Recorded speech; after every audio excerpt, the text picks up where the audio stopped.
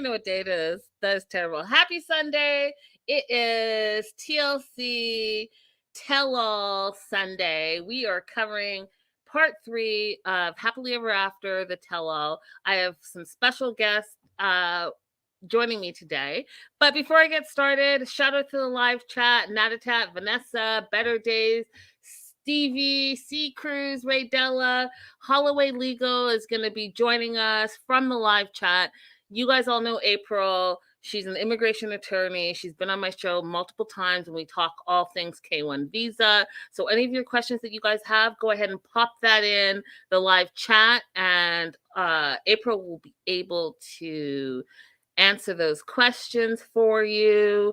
What else did I want to say?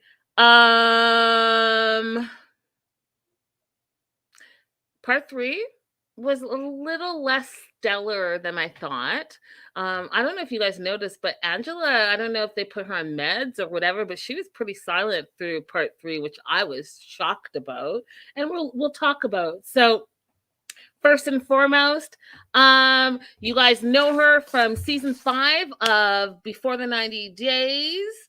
We have special guest Ella, who has been watching the tell-all. She's been to a tell-all, and we're going to talk to her. We're going to find out, her thoughts on this part 3 of the tell-all. We're going to hear her experience. And, I was telling her in the virtual green room that I think that she's probably had a bit of a bad edit on her season. And I know a lot of you guys have a lot of opinions, but let's hear from Ella. Hey girl, hey. Hey everyone, thank you so much. Yes, hi Ella. I was just wondering about her today. April says, hey Begetch, hey Becca, hey guys. You guys, before we get started, go ahead and take a look at the bottom of your screen. You can support the show on the ticker below. I'll have that up for a moment. We also have Gio, who is a regular. He's doing the most as per usual, you guys. So he is on mute until he can get his act together. Apparently he just got out of the shower. And so, he's gone. He'll figure it out. So we'll have Gio up here shortly. Trina says, hi, Ella. Jocelyn says, hi, Ella. Vanessa says, welcome, Ella. Thanks for coming. Stevie says, hey, Ella. Hello, everyone. Gio? Yeah, I'm here. I'm here reading my kids' is Bible time story before they go to bed. Hold on, right. hold on. So maybe you should be on mute for... do you see what I put up with? Do you see? Dang, girl. He is so lucky that I'm Canadian and I have patience of stellar hospitality. 100%, Ella. You have no idea. This fool right here. Gio with the usual facts. Vanessa says, welcome, Ella. Thanks for coming. Thank you, Vanessa. Thanks for having me. All right. So we're going to just jump right into it and we're going to just ignore whatever's going on with Gio for now. So Angela comes in, right? That's how the show opens. She comes to talk to Ed. She is disappointed in Ed. She's like, what are you doing? And listen, he gave 0 Fs. He's sipping his wine. And Ella, when she leaned down to like be eye level with him, to low talk him, I was like, oh, she was acting like, he's a child. When you do that, when you're like scolding a child and you go down to their level? That's exactly the vibe I was getting. Well, what I didn't like too is that like when she came in, like, I mean, I understand that like, and Ed was at the beginning of the tell-all saying like, hey, when Angela comes in, don't give her all the attention and whatever. But like she came in and she was like literally wanting to talk to him and he just ignores her. And I'm just like, dude, just the way that you treat women is just not okay. It's just not okay. Yeah, it's not okay. And Natatet, I see your comment. I will say this. For Angela to be the voice of reason is a bit ironic, yeah? Because here we have, and we say on our show, Ella, a lot, that here we have the person that's verbally abusive to her partner, and meanwhile, she's all of a sudden the champion of how to treat your partner. It made zero sense. It was a little bit shocking, but I gotta say, after the year that I've had, change is possible. So maybe Angela has finally come into her own and is like, you know what? I've been like a little too much and I need to like dial it back and I need to think about the situation more. I need to consider more things before I, because we love Angela because she says it like it is, right? She says a lot of stuff that's like, yeah, okay, I like, that you're blunt about it. But like you can have more finesse and still be just effective with your bluntness. You know what? Like they say in the South, bless your heart. You're so sweet. Number one, Angela has not changed. She's not about to change. She will never change. She is who she is. Number two, she has no intent of being a better person and learning from her mistakes. And number three, yeah, exactly, April. Nah, Angela just said she didn't see anything wrong with her behavior in Nigeria. She didn't change. Facts. Okay.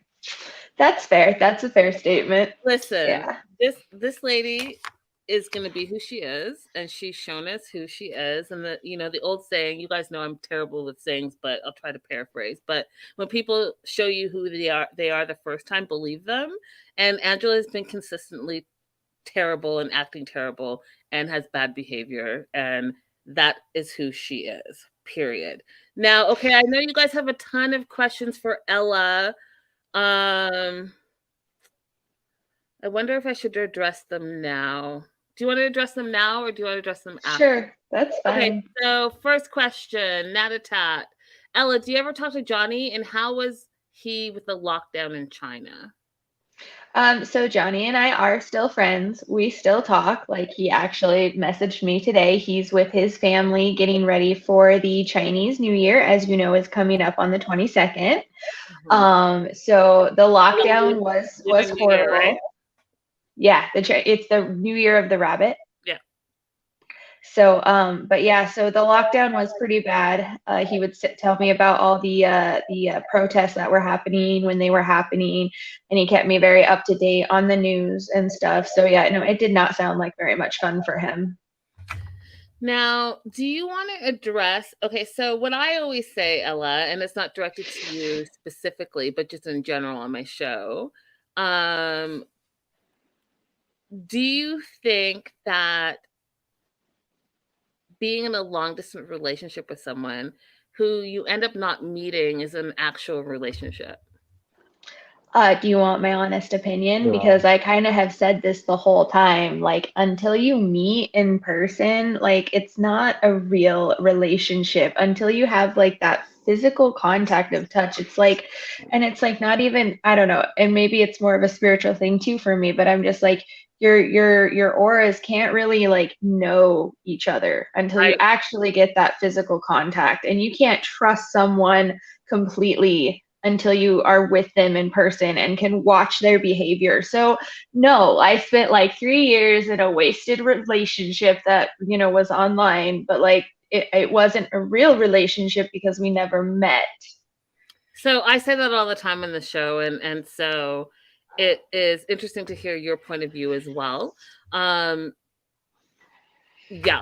Holloway Legal, April says, Ella, what do you mean when you said you've changed?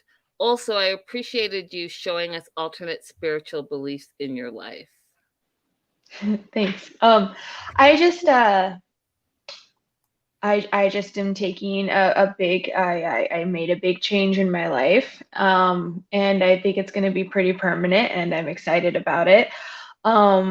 But to do that, I had to let a lot of stuff go. And I feel like I've been the queen of holding on and being one of those people that holds grudges. And I feel like that was very apparent in like the edit, bad or not. I mean, some of that was true. Like I do seem to hold grudges. But I've been working on letting that go and just opening up to new possibilities. Like this, for example, like, they always tell us not to do these. And I'm just like, why? I want to like do something. Like I can do stuff like this now. Why can't I talk about shit? So, I'm just saying yes. Your year of yes. Oprah did that one year, and I think it's important to do. What is one thing from your season that people, or in your opinion, have misunderstood about you? I definitely think the cheating thing was something that really like did bother me because I'm like, again, we never met in person and I was open and honest to him the entire time, whether he wants to remember it or not. There's time-stamped messages and everything that, explain what was going on. And, we were in an open relationship. Technically, I had the go ahead. Thirdly, we had never met in person. So, again, how can you be a true boyfriend and girlfriend if you've never even got to say hello in person? I mean, I agree with you 100%. I think where it fell off, Ella, is the fact that people felt you were blaming him. And for the word quote unquote cheating to be, involved in that, that's where I feel like people were like, wait, what? Right? And I So, can see, I can see how people thought that. And maybe at the time I was. Obviously, I was upset too. You know what I mean? I was trying to defend my side of things. So mhm, yeah, no, it could have been some initial thinking process like that as I was doing it. mhm. But no. I mean, I don't blame him. Yeah, I slept with somebody. Yeah, okay, cool. But again, I still want to state, like, technically it was allowed in all rules via television and in real life. So that's why I was a little upset. I'm like, okay, I understand why people are upset about the concept, but again, you have to like it was mine and Johnny's relationship. It's not the Mhm. whole world's relationship. Got it. Got it. Okay, so Nanatat says, I think all of us hold grudges. I think it's very easy to hold a grudge. And you all know me. You guys have been on my show before. You guys know and watch the show. I can hold a grudge. I mean, I'll get over it, but in the back of my mind, I'm thinking about it. B. Getch says, Ella, wasn't you? Getch, your grammar is much better than this normally. Ella, wasn't you the one that cheated on him? I think she just addressed that, right? She said that they were in an open relationship. She said that. Yeah, we were technically in an open relationship. How it came out on the show as a cheating thing is just how it was presented, I guess, and how people took it. But honestly, again, as I said at the tell all, and even as I interviewed, as the interviewing process went, like it was in the clear, like Yeah. it was talked about, it was discussed, it was agreed upon. Don't stress out, girl. It's in Oh the no. past. You're It's in good. the Yeah, no, past. it's good. It's in the But yeah, no, past. it was. It was everything was talked about because the same thing with the because maybe she's talking about what happened on my birthday. And again, at that time, Johnny and I were not technically together. So, and I did tell him, I was like, hey, this person is coming down. Like, do you approve of this? And he said, yes, I just want you to have a good time or whatever. And when the person came down, I told him everything we did, which we did not have sex or anything like that or do anything weird. It was just literally kind of a boring date in all honesty. Um, but again, like it was talked about. Now, when Johnny came on the tell all, he somehow forgot that we had like had this conversation. So I don't know if it was a lapse in language or because Johnny didn't have a translator for the tell all. So maybe he misunderstood. But, anyways, like everything said and done between Johnny and I, everything are good. So clearly, the relationship of cheating issues was not that big of an issue because we still talk to this day. Got it. We're gonna put a pause because we have Sorry. so much to get through. We will come back to okay, y'all. Okay, y'all, we're gonna do an interview with Ella, and we can spend like an hour talking to her, but we definitely need to get to part 3 of the tell-all. So we're gonna put a pin in this for a minute. We're gonna get back to the tell-all. And all your questions, I see them, you guys. We're gonna be back with Ella, so let's just Thank you, though, for all the support. I'm so excited. You guys want to know more. they really do. Like the chat is going crazy. I'm We're here. getting I'm back. here, y'all. I'm here. I'm here. I'm Oh, just gonna Hi, be off screen for a Gio. minute. oh, What's going hello, on with you, Ella? Gio. I'm just off screen for a minute. I'm trying to load up my computer. It's taking a while. I just got off work at 8 p.m. So y'all gotta excuse me. I'm sorry. I'm all the way discombobulated right now, but I'm gonna You get know things what? right. Work it out. Work it out, Gio. Work it out. But while you're working it out, be on mute. Oh, okay. No, I'm ready. I'm just sitting in front of the computer trying to let it load up. Okay. So we left off with Angela. And Angela is trying to tell Ed how he's being a terrible boyfriend and how, can you imagine how Liz feels and how you treated her? And what you're doing is so wrong. And I was like, this bitch did not just say to Ed. I mean, it's like what is it? The kettle calling the kettle black or whatever? Yeah, the kettle calling the pot black. Yeah. Yeah. Okay, so like you're saying what you're doing is wrong, but then meanwhile, I just saw you tear apart your husband's car, cuss him out from left, right, and center. I've seen you smash a cake in his face. I've seen you point your finger in his face. And this season, Gio and Ella, I saw her literally put her hands on him.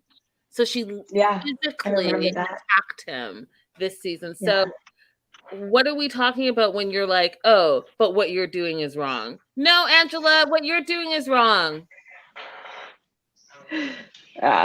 No, I definitely, I feel like, I just wish that those two would figure it out, I guess. There's a lot of online chatter. I think that the 90 Day fandom is a little bit sick of Ed and Angela, because they tend to feel, and I actually feel the same way, is that we have a couple of toxic relationships that we are watching weekly, and yet they don't change their behavior. So it's terrible. So Ed goes on to say that he loves Liz, and this is the only, you guys listen to me, listen, y'all listen. This is the truest statement that Ed has ever made in all of Ed's seasons. He said, I love her, but I don't know how to be in a relationship. And y'all, you know what I say? Facts. Those are facts. I think that. You want to know why they're facts, Ella? Because he hasn't been in a relationship for 30 friggin' years. He had his one little date that he went to like the prom with or whatever. And then he got married, got divorced, had a kid, and boom, been single for 30 years. So you can imagine you've got this 60-year-old who's had like one girlfriend in his entire life, a wife per se, but has never dated, has never been in a relationship. So of course he doesn't know how to treat a woman, doesn't know how to talk to a woman, because guess what? He's been about himself the entire time in all of those 30 years. And what's crazy to me, y'all, is that he has a daughter. Can you imagine? Does he think about if my daughter was dating a man like me, how would I feel about that? What are your thoughts on that? That is such a good point. That is such a good point. Because I think he does. He reacts the way he wants to react, and he doesn't think of any consequences or any feelings that he hurts at all. He just doesn't care. And I'm just like, how do you go through life doing that? Because even in our daily life, eventually you have to have human interaction, and if you can't be respectful to strangers, and I mean if you treat your significant other the way that Ed treats her, I just can't even imagine what someone who pisses him off on the street gets. That part. Gia, what are your thoughts? I think Ed is a man child. He's constantly just going off on these tantrums and throwing fits like a little child. Like when he was like Liz, he keeps going back to wanting to blame her and then want to be sorry. But it's a half-ass apology. Let's just be real. They kept saying that. And he wasn't admitting to it. His problem is he got to quit being like that and grow up eventually, because it's not going to look good in the end for him. He's going to be single and he's going to be alone until his last days on earth. He's going to be alone. Just because he's with her now doesn't mean that's going to last forever. Yeah, I mean, at the end of the day, I think that, and you guys, I'm not saying anything that I haven't said before. I think that Ed is terrible. I think he is a mansplainer. I think he's a narcissist. I think that he tries to play the victim all the time. And if you go back, you guys, on one-on-one interviews that I've done with him, the last one that I did with him, where again, he is, you know how I do my Oscar performances, you guys, and I'll do one right now. He needs an Oscar. So here we go. This is Ed. All right, end scene. I can't. You guys are all ganging up on me. I don't understand. I'm a good guy. I love her. I just don't understand. Oh, fuck off. Like, you You know forgot what? to say your feelings was hurt. You guys are teaming up on me. That part. Yeah. So everyone at the tell-all is ganging up on him. He feels that she wasn't in his corner. Why would she ever be in his corner? You cheated. That She I part. don't found even out. know why she's with him. You know, like after maybe the third time he would have broken up with me, I'd be like, all right, I'm done. I'm gonna move on. You know. It's not even the third time. It's the first time. We giving people chances Well, now. yeah, That's the problem. I know. I'm trying to just be generous, but yeah, no, I'm just like, because like I waited 4 times for Johnny to come over here and got, I didn't even get to meet him, and I'm like, okay, I'm done. Okay. Well, damn. Oof, you're preaching facts over there, Ella. You have more patience than I would ever have, like ever, ever, period. So Jovi says, listen, Ed, Bilal, Andre, myself, we would never talk to our wives like you did to Liz. Like, you need to cut it out and you need to understand that it's not okay. And then Bilal's like, yeah, listen, like, you need to have a conversation with Liz and tell her how you feel. Like, have you told her how you feel and how you feel like, quote unquote, abandoned by her on the tell-all? And Ed is like super, and I'm saying fangirling because that's exactly what he was doing in his pink Crocs. Was like, Bilal, I love you, man. And like taps him on the shoulder. Listen, Bilal's not agreeing with you. He's literally saying, you don't The have same as everybody else. right, that part. Go ahead and communicate with your woman because it's clear that you don't know how to. Ugh. So we go to Liz. Liz is sitting with the ladies, and Jenny and Kim are like, listen, Liz, you deserve better than this. You know, why are you with him? And that's my question, literally. Why are you with him? Why are you with them? So I'll start with you, Gio. Why do you think Liz is with Ed? I think Liz, this is just my opinion, but I think that she's trying to stay on TV and get her little fame while she can, and I don't really think. I don't know. I don't think they really love each other. I think they just trying to stay on TV. Honestly, I just think they like the attention that they're getting. So I don't think that this is love now. I don't see that. But it could be from a past trauma, but I don't see it either. Ella, why do you think Liz is with Ed? I really see what Gio's saying, and again, love and respect to everybody, even Ed, even though I can't stand him. Like, love and respect, do your own thing, whatever, bro. But I do. I think it's more of like, well, we need to be together to make the TV thing work. But like for me, I'm just like, but at the same time, your relationship is so toxic. Like, why do you want to air that on TV? I mean, at that point, I just, I don't know. I just Yeah. because you're right, she doesn't need him. She did all her stuff by herself. So I just hope that they figure something out, because that was just really sad to watch in a lot of retrospect, this tell all with them specifically. Yeah. 100%. I think that I agree with Gio. I think that she has always wanted to, and as you guys know, I talked to her ex, and my disclaimer is he allegedly was very abusive to her, like literally put hands on her, and that's why she left him. However, when I talked to him, he said that she's always wanted to be on TV. And I think that she only knows abusive relationships because her past 2 long, because don't forget, you guys, she's been married 2 times, married and divorced, and both of those relationships were abusive relationships allegedly. So she only knows trauma bonds.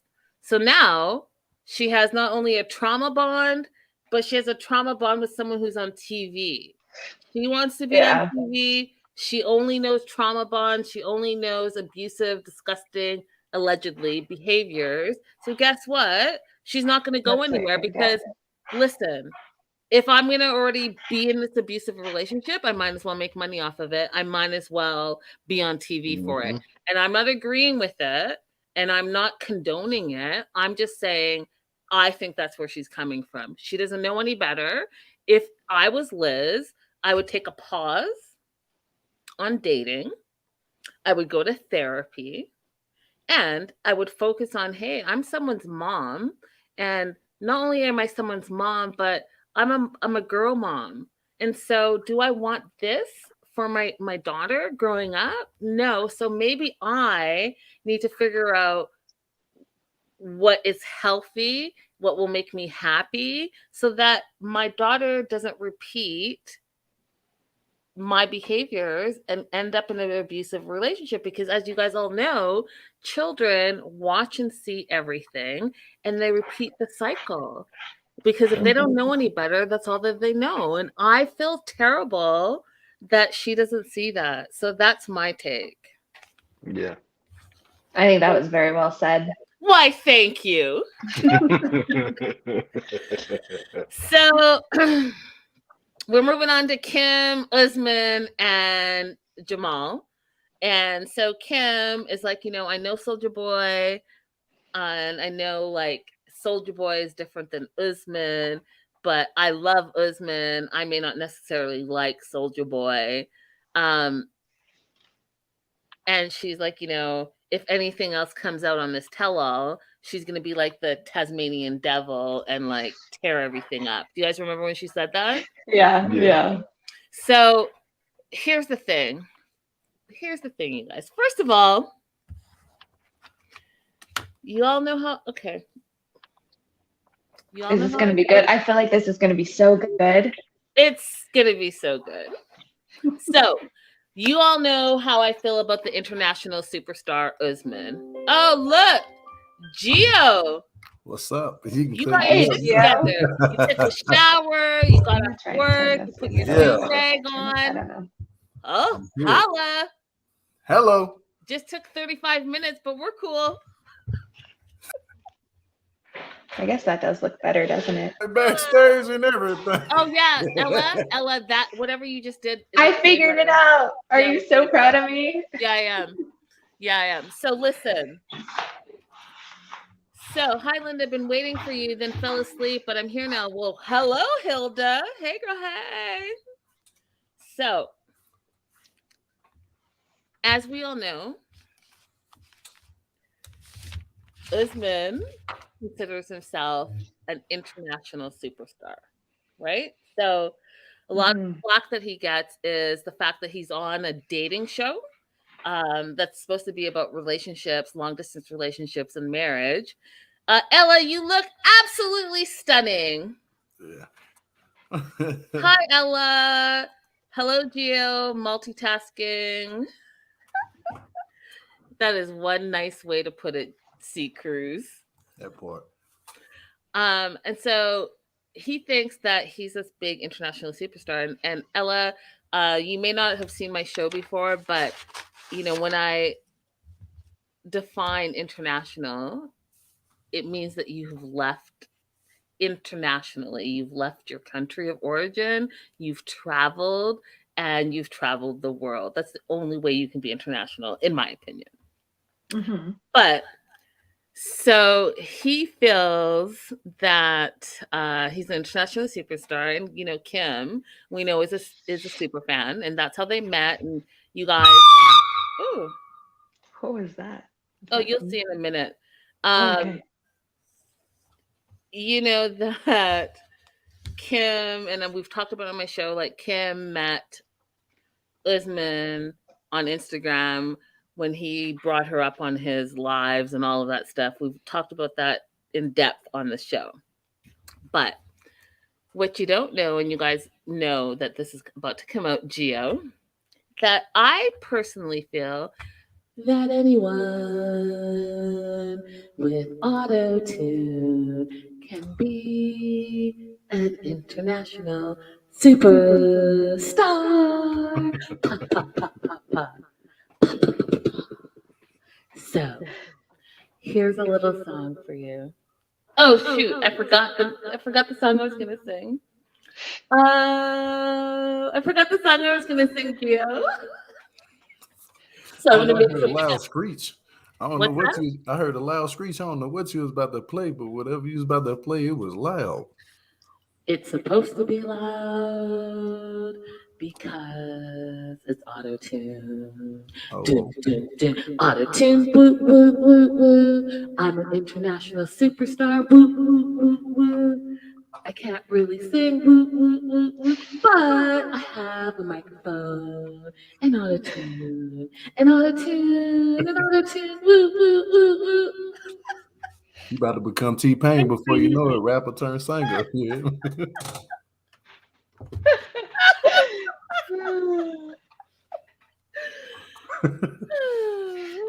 I'm just saying, throw a little auto tune on, and anyone. Oh, Mary had a little That part. If that Mary had a little lamb for Libby. Oh Lord. Here we go. Are you guys gonna sing with me, Gio and Ella? You guys ready? Do you know Mary had a To little sing lamb? Mary Little Lamb? Yeah, I let's do it. can. Okay, on 3. 1, 2, 3. Mary had a little lamb, little lamb, little lamb. Mary had a little lamb, her fleece was white as I snow. don't even know that part. Is it her fleece was white as snow? I think so. That's what I Her remember. fleece was white as snow. Dun dun dun. Good job. Why do I not hear any claps in the live chat, y'all? Nobody checking for that. Rude. Natatat laughing, microphone, Mr. Microphone. Y'all are rude. We did a great job. We're about to take this on tour. How about that? So, Kim loves Usman. She doesn't necessarily love Soldier Boy. And Shida and Yara are in the back in the green room and they're talking. And they're talking about how Angela attacked Yara last week. You guys are encore. Oh, Ella can sing. I noticed that too. S4A, right? Ella can sing. Like for real, not like me. No, yeah, I actually can sing pretty decently.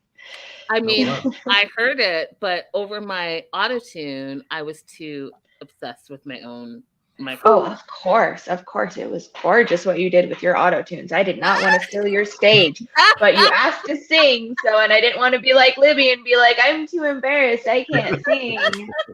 Like, I'm here for it. That part.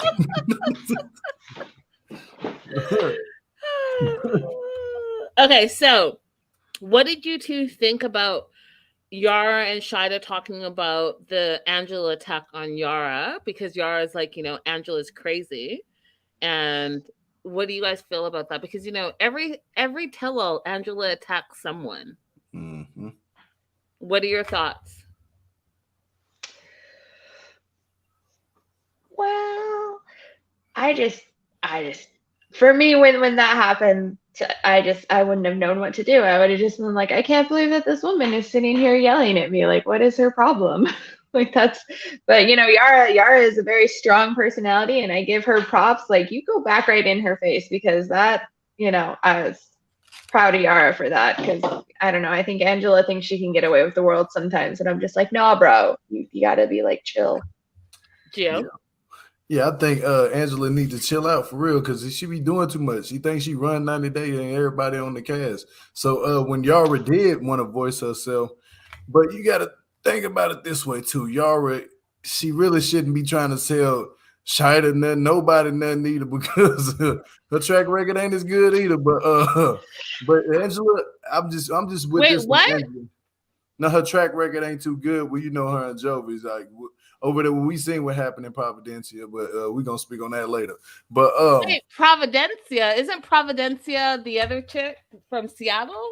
no, what did they go to? That was yeah, it was Providencia. I think that's what Jovi and Yara went to. It's over by Ukraine area or something like that. I think that's what they called it, Providencia or it was No, something. because I've said Providencia for that woman that married the dude from Providencia and they moved to Seattle. Definitely Providence. not He was in Providence. It was like on the island. He was from Providence. That was I forgot his name. Here. Dude with the dreads. April's helping you. I said Prague. Prague. There we go. Yeah, Prague. Yeah. But wherever they was at, I'm gonna say this about y'all real quick. Brief description. I really don't care for Yara, and I was like happy that Angela did yell at Yara like that. No, but then also I'll be happy when Angela get chewed out too, because I'm like, okay, well both of them getting attacked now. It's good. I don't agree with you. I don't agree with you. That with me, I ain't gonna lie to you. Thank you, Better Days. It was Ellie and Victor in Providencia. Mm-hmm. I don't agree with you at all. I like Yara. I think that Yara stood up for herself. I think she stands up for herself. I think that I read this somewhere and I think I wrote it down. I might repeat myself. So if I repeat myself, my bad. But I think Gio and Ella as Americans, I think that you guys are not used to direct talk. And so sometimes when people are very direct, as in like you're from Russia, you're from Ukraine, you're from Canada, and you're speaking directly, y'all take offense to it and think that we're trying to like square up with you when really we're just speaking facts. And so no, and I agree with you 100%. And yeah, I don't not like Yara. I don't. I think that she but you're right, it is that cultural thing of being able to freely speak your mind and not have everyone be so offended like in America. So I definitely see that too. The only thing that I would say with Yara and Jovi is that I just want them to work better on their communication, because I think they have a really good relationship, but I think there needs to be a little more give and take from both sides at this point. You know what I mean? I still feel it's too one-sided for both of them. And I would say this though, I'm gonna piggyback off of what Ella's saying. But I'm gonna say this while I'm piggybacking. A reason why I don't like Yara is because of the simple fact that she's always thinking that she can just be in Jovi's business. She needs to know everything. I understand that's your husband. Yeah, that's okay, but you don't need to let the world know that you know, and act like he's just a dog on your leash. That's what I'm getting to. And like, if my thing too, why I don't like it, because she disrespected my hometown, my home state where I'm from. I'm from Louisiana. I take very high. No, yes. I agree with you. I am so sad that she hates Louisiana, because I love Louisiana, bro. Love going there. I agree with that when she said it stinks in New Orleans. It don't stink just like that in New Orleans. Like, come on, it's not like he go. Did you hear Jovi go any once when he went that one time? Did you hear him say anything bad about where she from and where she was at? Like, he didn't say nothing bad. He was just like, I don't want you over here. I want my wife to be with me. I want you guys to be protected. It's a war going on. You know, stuff like that. He was just looking out for the safety of his family. But I think Jovi had a very good point on that. I agree with you there. Yep, go ahead and pull that pen out, Linda. Yeah, you know, because when I hold my pen, I have a lot to say, and so I hold on to it so I don't say it. But I mean, April says, "Oh, come on now. New Orleans is stanky. I love it, but Bourbon Street is gross." True. And Adventures with V says, "All I remember about New Orleans is the smell, to be honest." I mean, if you go to Bourbon Street, you're going to Mardi Gras. I mean, come on, like people throwing up that. Yeah. Of course, it's gonna smell after that, but it's not all places of Louisiana smells like Bourbon Street, you know. Like, yeah. I mean, come on, guys, you know, come on. Yeah, what I'll say is this: is that again, I encourage people to travel. I think that when you travel, you also have to remember that any of the tourist spots are going to be tourist spots. They're going to have a ton of people. Yeah.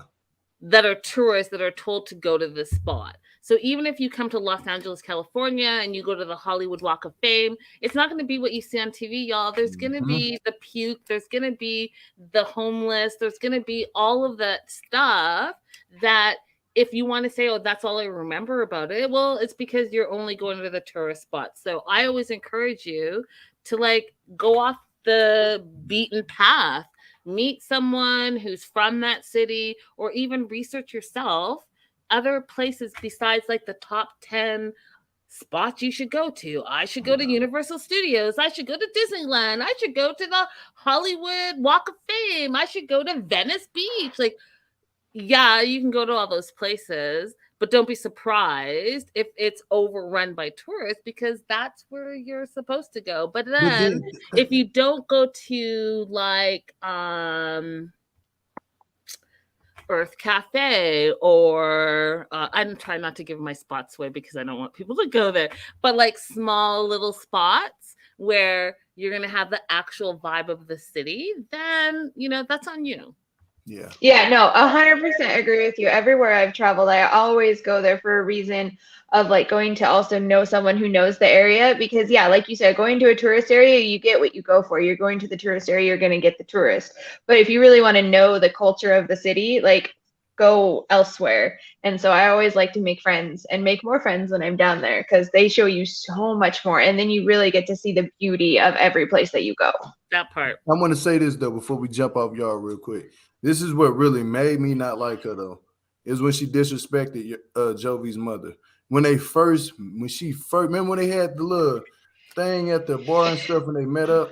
You don't disrespect any elder people in the South, especially in Louisiana. You're supposed to have Southern hospitality or some type of hospitality. She came off very rude, her nose was stuck up in the air like she didn't want to speak to nobody. And we're big on that in Louisiana. People shake, we hug, all the time.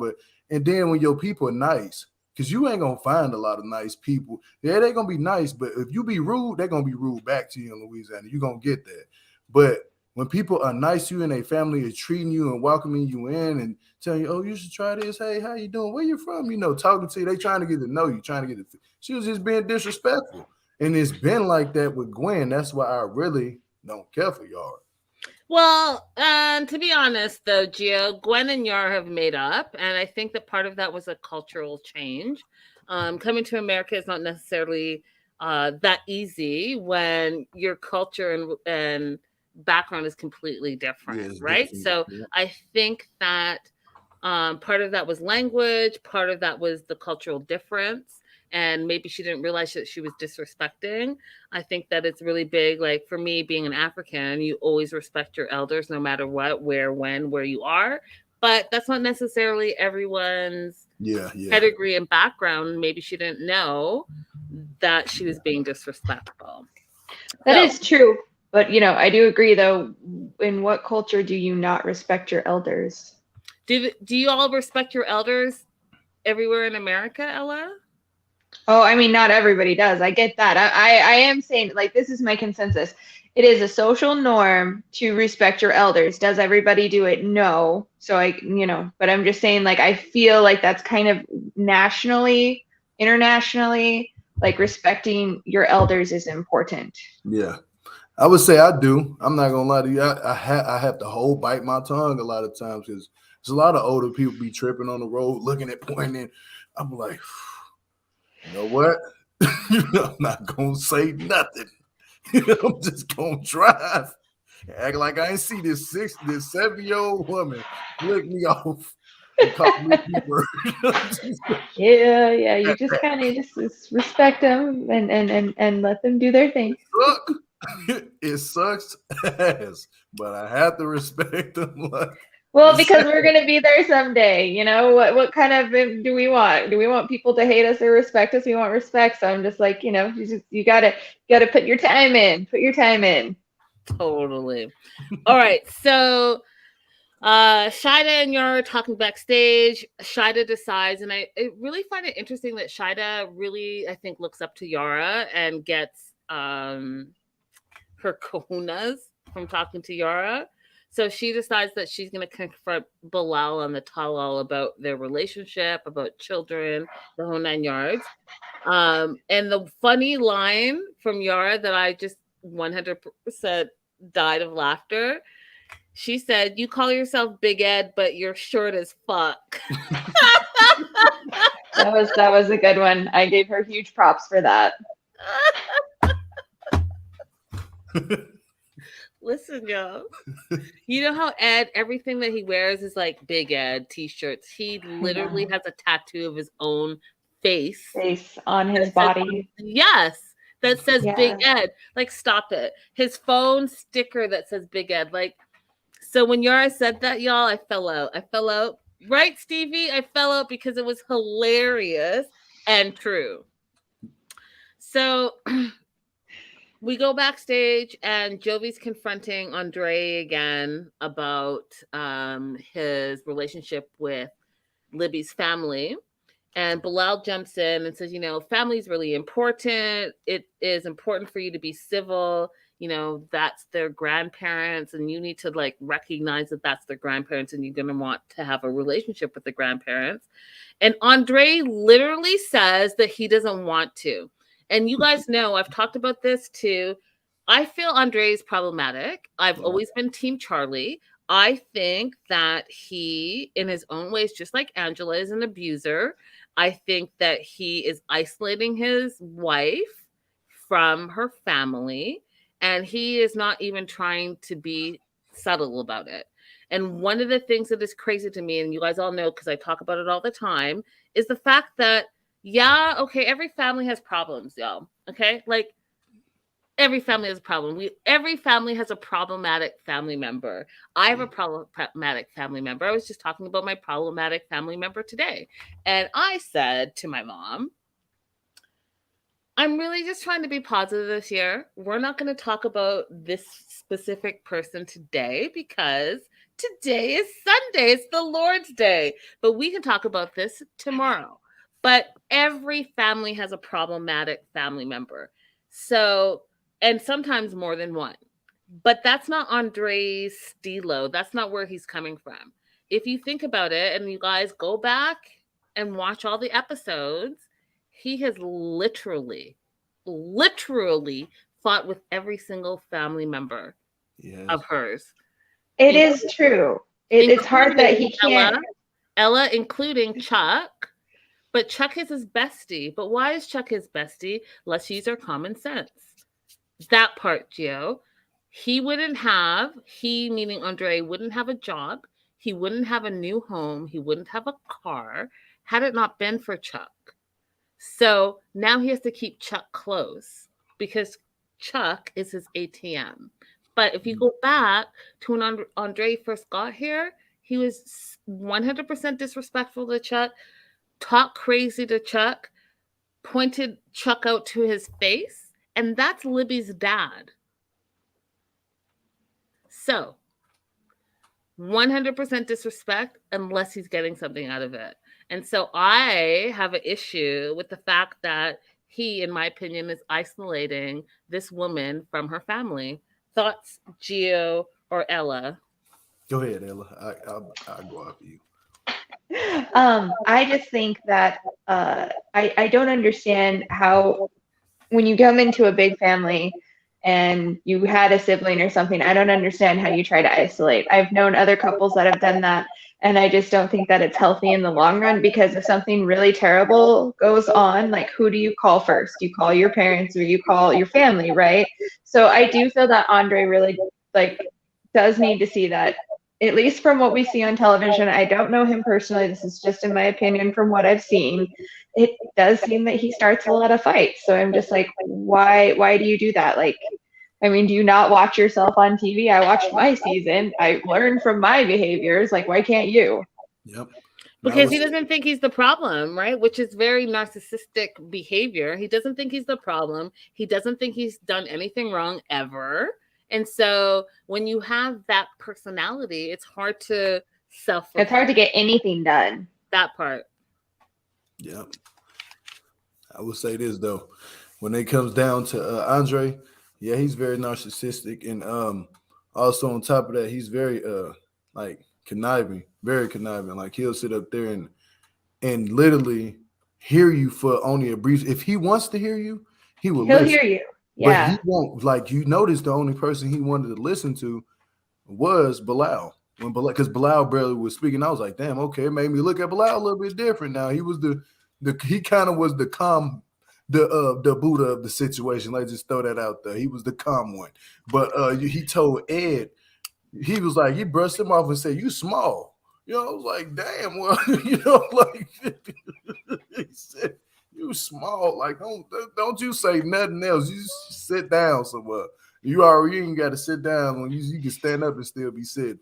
But he basically was just going after people like, because Jovi made it clear as hell. Like, you gotta reconcile and fix that. Even if you don't want to be friends with Charlie, I mean with Chuck, at least talk to him. You know what I'm saying? At least talk to her family. You got it, because she does need her mother, her dad, the brothers and the sisters. The kids want to grow up with their grandma and grandpa. And what do you Aunts think and that's gonna look uncles. like? You know, like, so yeah, I was all the way with everybody else when they was getting on Chuck. I mean Charlie. Not Charlie. Andre. Andre, and when everybody was on Andre, you know, I was totally with everybody, because I feel like he needs to taste of his own medicine sometime. And last night they gave it this tonight, and last week they gave him a taste, and I think they're gonna keep doing it until he probably need counseling, like some serious damn counseling by himself individually. Yeah, I just don't know if he's going to take counseling though. You know, he is very, very, he seems very bullheaded in that retrospect. So, like Yeah, you said, like maybe Bilal should be his counselor. Maybe he should hire Bilal. right. Two peas in a pod. So backstage, Jenny and Shida are talking about Liz and Ed and their relationship. And Shida, which I think is interesting, is giving Jenny advice, saying, you know, hey, you need to be more outspoken on the tell-all.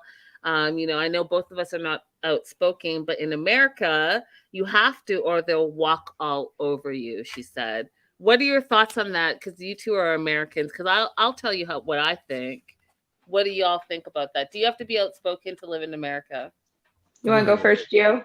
No, go ahead, Ayla. Ladies first. Ladies first. Okay. Well, okay. I think it's true. I do think it's true, because I have been my whole life one of those nicer people, and I have gotten a lot of people who took advantage of me. So yeah, I'm not going to disagree with Shida. I do think it's very true in America. I think though that like with Ed and Angela and other like you have to figure out your way to express yourself that will be effective, because clearly Ed's and Angela's way is not effective. But yes, I would agree with the statement, you know, if you're not outspoken, you could get walked all over. I think I'm gonna disagree. The reason why I say that, because it's not just here in America that if you don't get your way, we seen that clear in India with Jenny. She still don't get her. When she nice as ever to them people, they still walk over her. They don't care. That woman was trying to charge her extra change. You know what I'm saying, for like just simple fruit. Yeah, because she was in America. Yeah. But it's just, if you are now, I would say this: Shida should have told her, "Hey, you can't be too nice to everybody." I'm talking about in the whole world spectrum. You can't be nice to everybody, because certain people will take advantage of that. It's kind of like high school stuff, you know, like when you got the littler guy and the bigger guy, he's like talking down on the little guy because he know he can do that, and the little guy ain't gonna say nothing to him. But at least if you speak up to him, he be like, okay, he's not playing. He's gonna think eventually to come and do something to me. Like, so I would say Shida was trying to give some advice, but not trying to rain on her parade. But what kind of advice can she give him? Give to Liz when she, you know, I don't know. She can't even. I don't know. You know, I ain't gonna say what I want to say, but say it. I'm curious. Say it. She's taking advice from her friend that was telling her to put a poke a hole in the cup. What kind of advice can she give anybody? She can't even take the advice Bilal trying to give her. I'm just being honest. First of all, Bilal doesn't give advice. Bilal talks down to and mansplains. Yeah, I mean that is very, very true about him. I've noticed for sure. Like I wouldn't be able to be in a room with him for too long if he was going to talk like that to me all the time. So let's get that clear, Gio. I can he was trying to give her advice though with the popcorn situation. He was like, if you're gonna be prepared for this child, and that's true. When you have kids, now I'm one of them. I will take popcorn and I will take candy. We go into the booze with this because we got to think about the long run. Okay, these kids got this next week. We need gas for the car. Yeah, but Gio, say that part. Say, hey, listen, we're on a budget and we can't afford to be paying $20 for a box or a carton. I think that's what he was trying to say. Though, he wasn't getting it out. Hold on. That's absolutely not what he said. That's absolutely not what he said. He just said, no, we're not buying popcorn at the movies.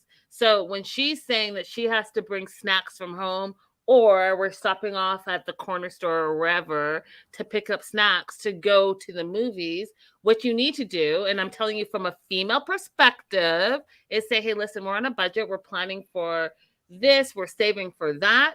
And we can't afford to spend X amount of dollars. That, Gio, is explaining. That, Gio, is giving the proper advice and information that your partner needs.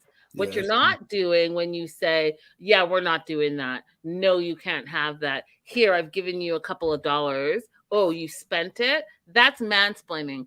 Completely different things. Yeah, no, I just think that they definitely need better communication because I think Bilal's a smart guy, obviously. I think he's a good guy. And I think Shida is a great woman. I hope peace and love for all their relationship, honestly. But I do feel like they just need to communicate better, or Bilal needs to adjust so that she feels like she finally understands more of what she's looking for. It's all about compromise. Yeah. Compromise and also understanding your partner's communication style. And needs and what they need to know or hear, like how they need to be said certain things for it to be effective. Yep, absolutely. C. Cruz says, if my husband wants to be cheap, he's cheap with himself, but not with me. I mean, but that's a good husband. That's a good husband. Now you see, like what Christopher was saying some stuff, and he was breaking it down in a good he was breaking it down like he was saying, when does it become the problem with just the man has to have all this money to just be spending it on just you? It's no problem with that, but again, don't look at me. His friend Christopher was basically just saying like, we're gonna talk about Christopher shortly. Yeah, I know, because he was saying some shit and it was making sense. Don't look at me like I'm just a dollar sign. You know what I'm saying? Like, don't look at me like that. Okay, well, we'll get to that because I don't necessarily agree with you that he was saying things that were making sense. I feel like he came on with an agenda and he was talking about women in general and not specifically about the relationship, but we'll get to that. Oh, yeah. So Kimberly calls Usman the love of her life, which I was like, wait, what? Again, do you not know what a relationship and a healthy relationship is supposed to look like? Because if this is the love of your life, super fan, then you need to reevaluate what you think love is about. And the other thing that was really irritating to me, and live chat, chime in if you want to as well. But so you know how they quote unquote went home, and Ella, I'm going to get your expertise on this. They went home and allegedly it was the next day, but they came back and they were all wearing the same outfit, including Sean, the host. Listen, y'all, don't forget that we saw the 10-hour tell-all that leaked. We know that you filmed that shit in one day. It might take all day, but don't try to disrespect our intelligence by saying you all went home, showered and changed, and put on the same outfit. Y'all filmed this 4-part tell-all in one day. Yeah. Just like how you filmed the tell-all that leaked that was 10 hours in one day. That's why y'all are in the same outfits. And so, like, I was like, so y'all went to your hotels, including Sean, and you guys want us to believe that you woke up and put on the exact same outfits? I was a little curious about that. It's ridiculous. They filmed it in one day, y'all. You know they filmed it in one day. I'm telling you, from a production, from a Hollywood person, they filmed that shit in one day, and then they're trying to make it seem like it's 4 different days. Oh, day 2 of the tell-all. Stop it. Just stop it. My note, which has nothing to do with anything, but it was my note and I wrote it down, so I feel obligated to share it with you. My note says Ed sucks. Period. Says that he had a rough day the other day, part 2 of the tell-all, and he also is not giving the ring back to Liz because he thinks he's the prize. He goes on and tells everyone that he apologized to Liz last night, and now he's trying to say sorry to them. And Kim goes off on him. She's like, you know what? Like, I talked to Liz, and your apology was trash. You're trash. I'm paraphrasing, by the way. You're trash. And then Ed tries to gaslight everyone, saying, oh, you know, I was drowning yesterday and Liz stepped on my head. Listen, you weren't drowning. You got caught in a lie. Your ex-fiance Rose and your current fiance, whatever. Exactly, your current person were both sitting there, and then all of your cast members were calling you out. And guess what? A liar and a narcissist don't like to be called out on their bullshit. Yep. So now all of a sudden, guess what? Gio, Ella, he's the me no speaking no English. Me no speaking no English. Exactly. All of a sudden, he's the victim, and he's drowning. Fool, you're drowning in your own lies. How about that? Yeah. So instead of like, let's pull it all back. If you're truly apologizing, then you're not drowning, because you're taking ownership for your behavior. You're taking ownership for your lies. You're taking ownership for the fact that you got called out, but you're learning from it. However, if you're a narcissist and you're playing victim, all of a sudden you're drowning. And guess what? My partner, she didn't step in. Instead, she was stepping on my head. Listen, I have my slippers on right now, but see this? Stomp, stomp, stomp. Go ahead, Liz, stomp on his stupid fat head. He cheated and lied about it. Why should she be the one that saves him? Explain that to me. Explain it, Gio. No, seriously, explain it to me. I can't explain it because he lied. On the everybody should take turns jumping on him. Right.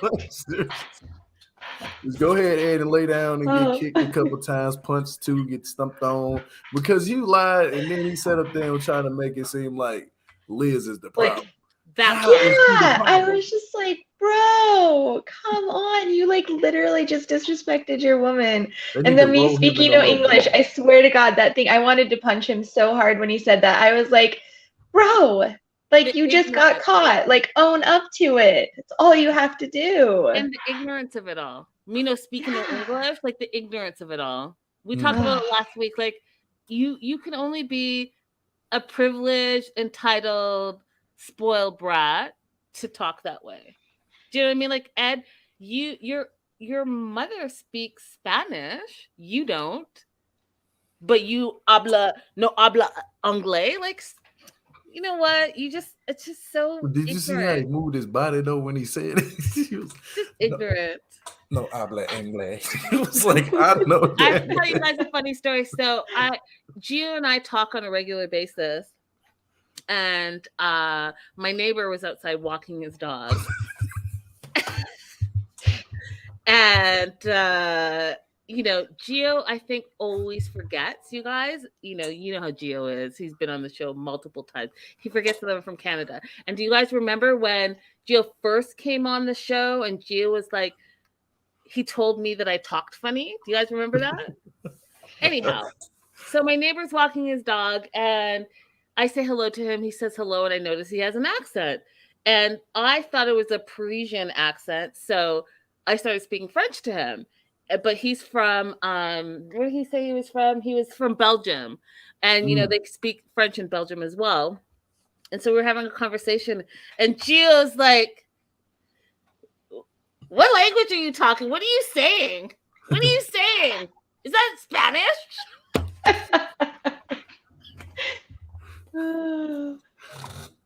Good job, Gio. Y'all know I don't know a lot of languages. I just know English. I be knowing a little bit of something. You hit me? It's okay, But Gio. But he was so concerned. Like, he said it, you guys, like I was speaking some type of gibberish. Like, what is that?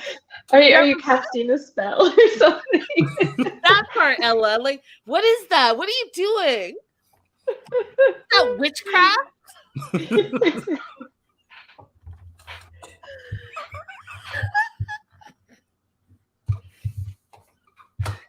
Do you remember that? That was just last week. Yeah, I was up in here because I was tired though. You be catching me sometimes. I be asleep. Did I fall asleep that one day when you was on? Oh my God, that was another conversation. I fell asleep. Ella, we were having a full-on conversation, and it wasn't late. And I was like, "Hello." I was in here with with my wife too. I was massaging her scalp. I fell asleep on the phone. He fell asleep. I was like, "Hello." And I just hung up. And you know what, Ella? He didn't call me back the next day. Be like, "Oh, my bad. I fell asleep." Come on, Gio. Jeez, at least apologize for falling asleep. He just acted like it was nothing. And then we talked maybe the day after, and he's like, "Hey, peace and blessings, Linda." I was like, literally fell asleep on the phone and is not addressing it. Okay. I apologize. So live chat, as you know, you see how he's like, ruly online. He's ruly in real life as well. Oh, Gio, I'd love to hang out with you, bro. I'll come down to Louisiana and see you, okay? Hot mess. Yeah, for sure. Okay, I totally forgot. It just dawned on me because I was like, I told my wife, I was like, "Babe, did I fall asleep on the phone with Linda last night?" She was like, "I don't know." She was like, "I just got up. You was passed out. I just got up and went in the room." You guys have no idea what I put up with. Like, you and I are good friends, Ella, but we were so opposite. You would never think that we were friends because we're so different. Yeah. No, I'm telling you, those are sometimes the best relationships. I have a man friend who is same. He's totally opposite of me, but we are like besties. Yeah, that's exactly us. That's exactly, like, sometimes I'm like, because I love all things hip hop, blah blah blah. But I am too also from Canada, so sometimes I just don't even know what the hell they're saying. So I call Gio to like translate. Now break it down. Do you remember that? And so even you guys, do you remember when Gio was trying to translate, but I couldn't even understand his translation? I was like, wait, what? Slow down. What was it in Louisiana? The horse and the band. Remember you said some saying that the horse. You talking about with Plies, when Plies had broke down something about it was about Brittany Garner coming over here. He was breaking it down, and I was basically saying like him saying a horse is indicating like they done rest her over here so fast, like if it was a horse racing on a racetrack. He just summed it up, like still have no idea what it means. But yeah, that part. Okay, so Ed says that he doesn't understand Liz and he can't accept who Liz is as a person. And my note says, wait, what? You're the one that pursued her. You're the one that stalked her at her job until she finally said yes and went on a date with her. So like, what are you talking about? You can't accept her. It's clear that this issue is about you. Mm-hmm. Right? And so then Liz comes storming into the green room. She finds out that Ed has been active on dating apps. And I was like, oh, Lord, here we go. So Ed says, and I'll get into it more, but basically Ed says, prove it. Not that he wasn't on the apps, you guys, which is very different. Prove it. You know, a guilty person says that. I watch all the true crimes, and all the guilty people, they're not like, no, I didn't kill so and so. No, I didn't rob such and such. They're like, oh, you think I did that? Prove it. That's what he said, y'all. Prove it.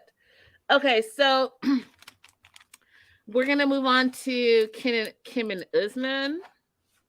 Kim says they're not together. They're done. They're over with. But she still loves him, and that's her best friend. They have a connection. And then Usman's like, I love Kim, which is bullshit. And you guys know how I've talked about it all season. They showed zero affection. And like, y'all get engaged, and this is what you do. This is what you do. Did you catch that? Oh, you did it because it was super quick? You quick peck? We're engaged. I love you so much. I can't keep my hands off of you. Oh my God, stop it. Just stop it. They were never having sex. They had no passion, none of that. So when Usman's like, I love Kim, I'm like, yeah, you love what she can do for you. Hold on. Yeah. Can I please say something? And we're still talking about Kim and Usman. May I have the mic real quick? I want to ask you something, Linda and Ella. Do y'all believe that they really had sex? Or it was that fake? Man, like, okay. I feel like if they never did, okay, this is just my opinion. I don't know. I have no, other than just meeting them at the tell-all, right? I have nothing. I know nothing. But I'm just saying, like, I went and did not have sex for a week with the guy that I went overseas for, and I was pissed about it. So if she went multiple times and did not have sex with him one time out of any of those times, like, I just think that that's like terrible. So I mean, if she did do that and they didn't have sex, like, okay, like that was like totally a waste of your time, girl. But like, do I believe they had it? Like, I feel like they've had to have at least one time. That's like, but I mean, I could be totally wrong. I don't think they've ever had sex. Me too. I don't think they ever had sex.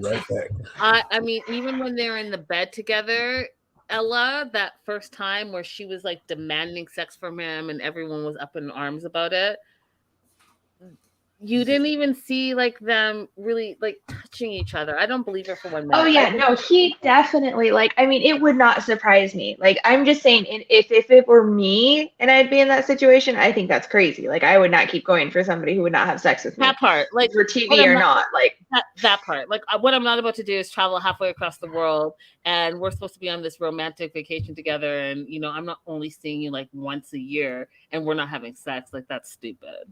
Yeah, that is dumb. But it does not surprise me that they wouldn't have, because the way he reacts, just like looking at his facial, I mean, just literally just on the TV, okay, just on the show, you can see how uninterested he is in her and everything. The way he looks at her, talks to her, the way he approaches her, he's like, oh, I have to do this for film. Like, that's what I get from it.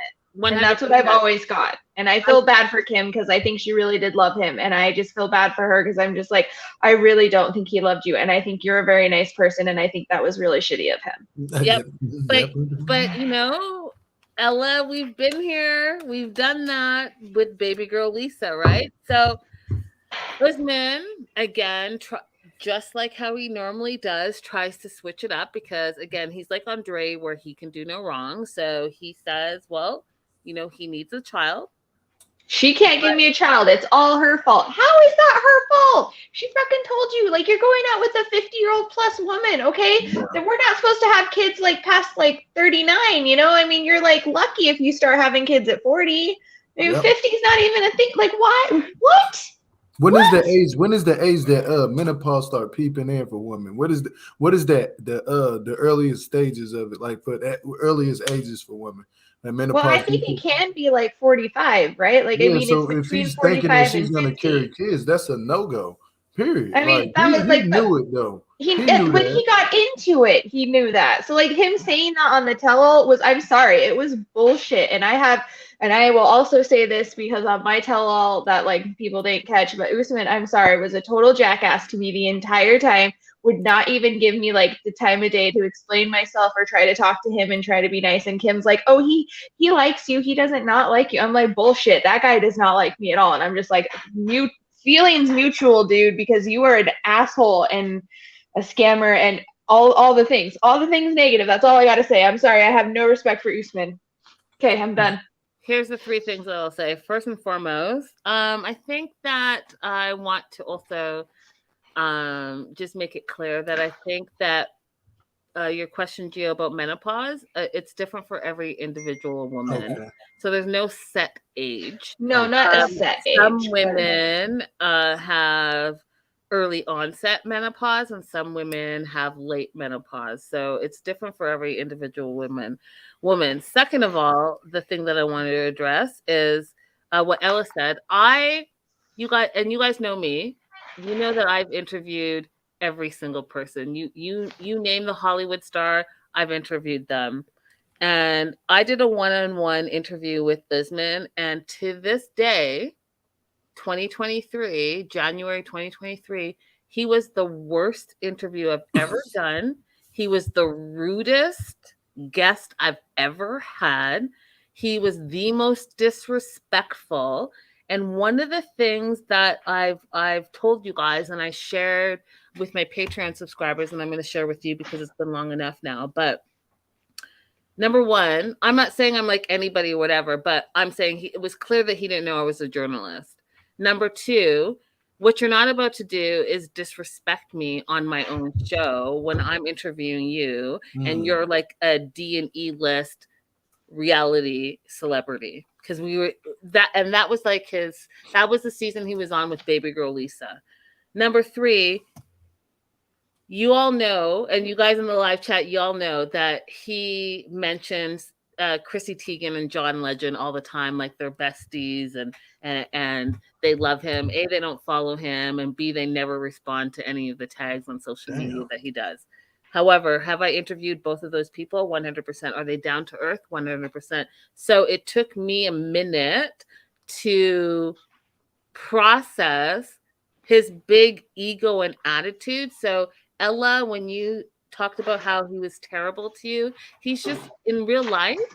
And again, I haven't met him in person, but just like on a Zoom type interview, he was terrible to me too. He had no respect. And I don't know if it's because he doesn't respect women that are his peers and of his age.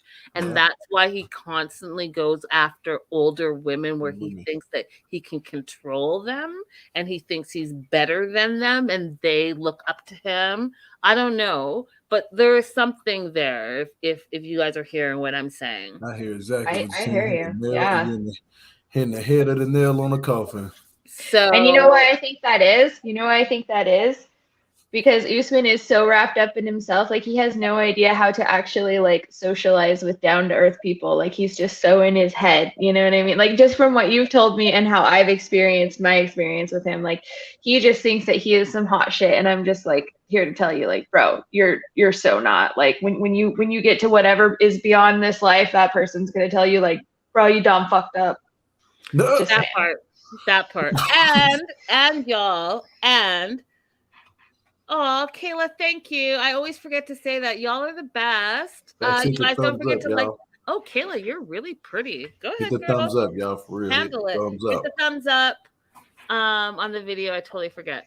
So I was going to tell you something. Oh, if you're such a big star, and this is the last thing before I move on, but if you're such a big star, what you're not about to do, and I don't know if I can find it, what you're not about to do is lie about you having billboards in Times Square and in Atlanta. Who said that?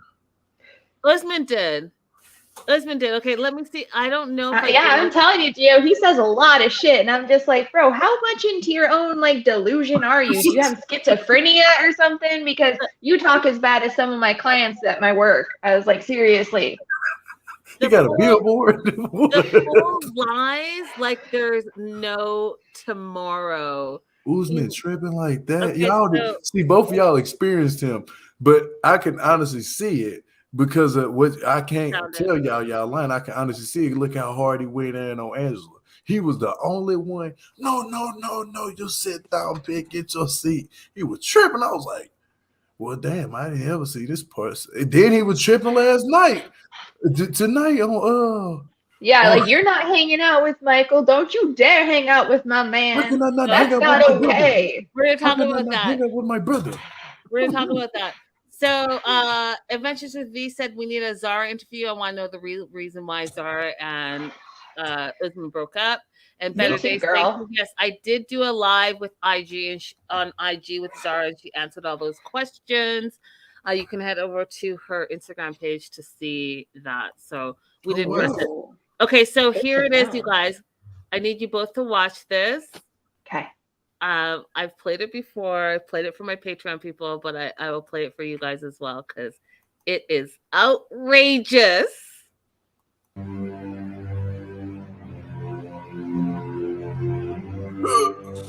Usman Yarima, popularly known as Soulja Boy, was born in Gidaiwe area of Sokoto State.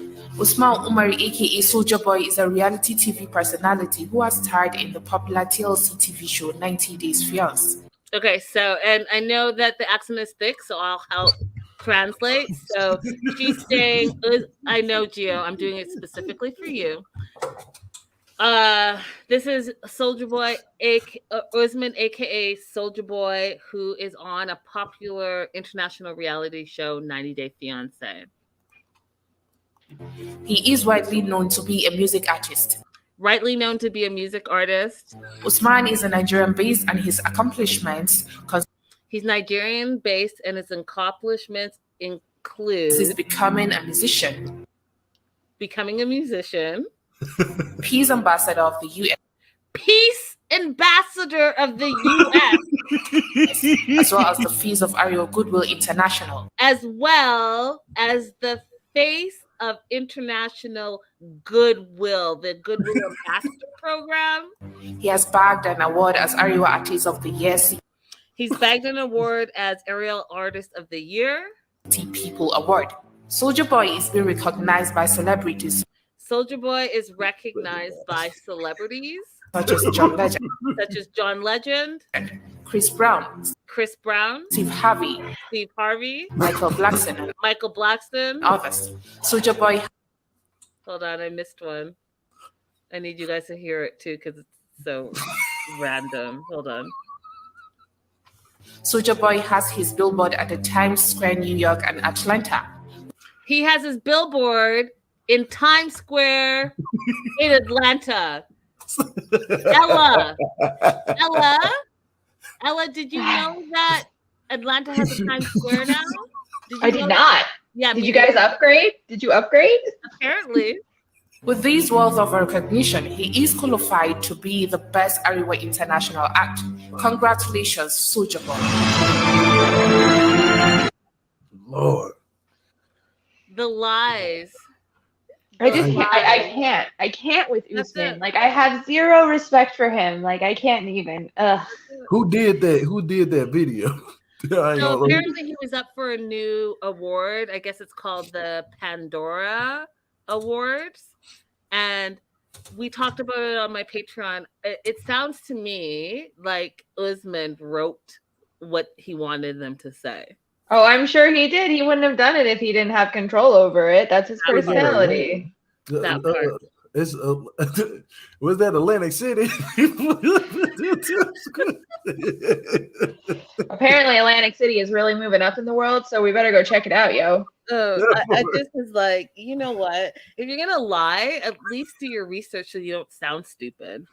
Right. That man could have said New York Times. Right? Atlanta Times Square. He has a billboard in Atlanta Times Square. Oh, shit. All right. Anyways, so Usman is blaming Kimberly for breaking up with him, saying that, you know, it's her fault because he needs a child. He loves her, but she can't give him a child. He says he has to make himself happy first. And Kimberly is just like sitting there crying, which I just think is ridiculous. What are you crying about? This fool showed you who he was from jump. Then Yeah, Jamal that's arrives. true. And Jamal says, Usman is psycho guilt tripping my mom. He's selfish. He's a narcissist. He needs to get his shit together, Jamal says. Jamal says, a year ago, I was on this exact same stage and I told Usman and you guys that Usman was going to hurt her and that I would have to come and pick up the pieces. And now here we are a year later and I'm having to pick up the pieces.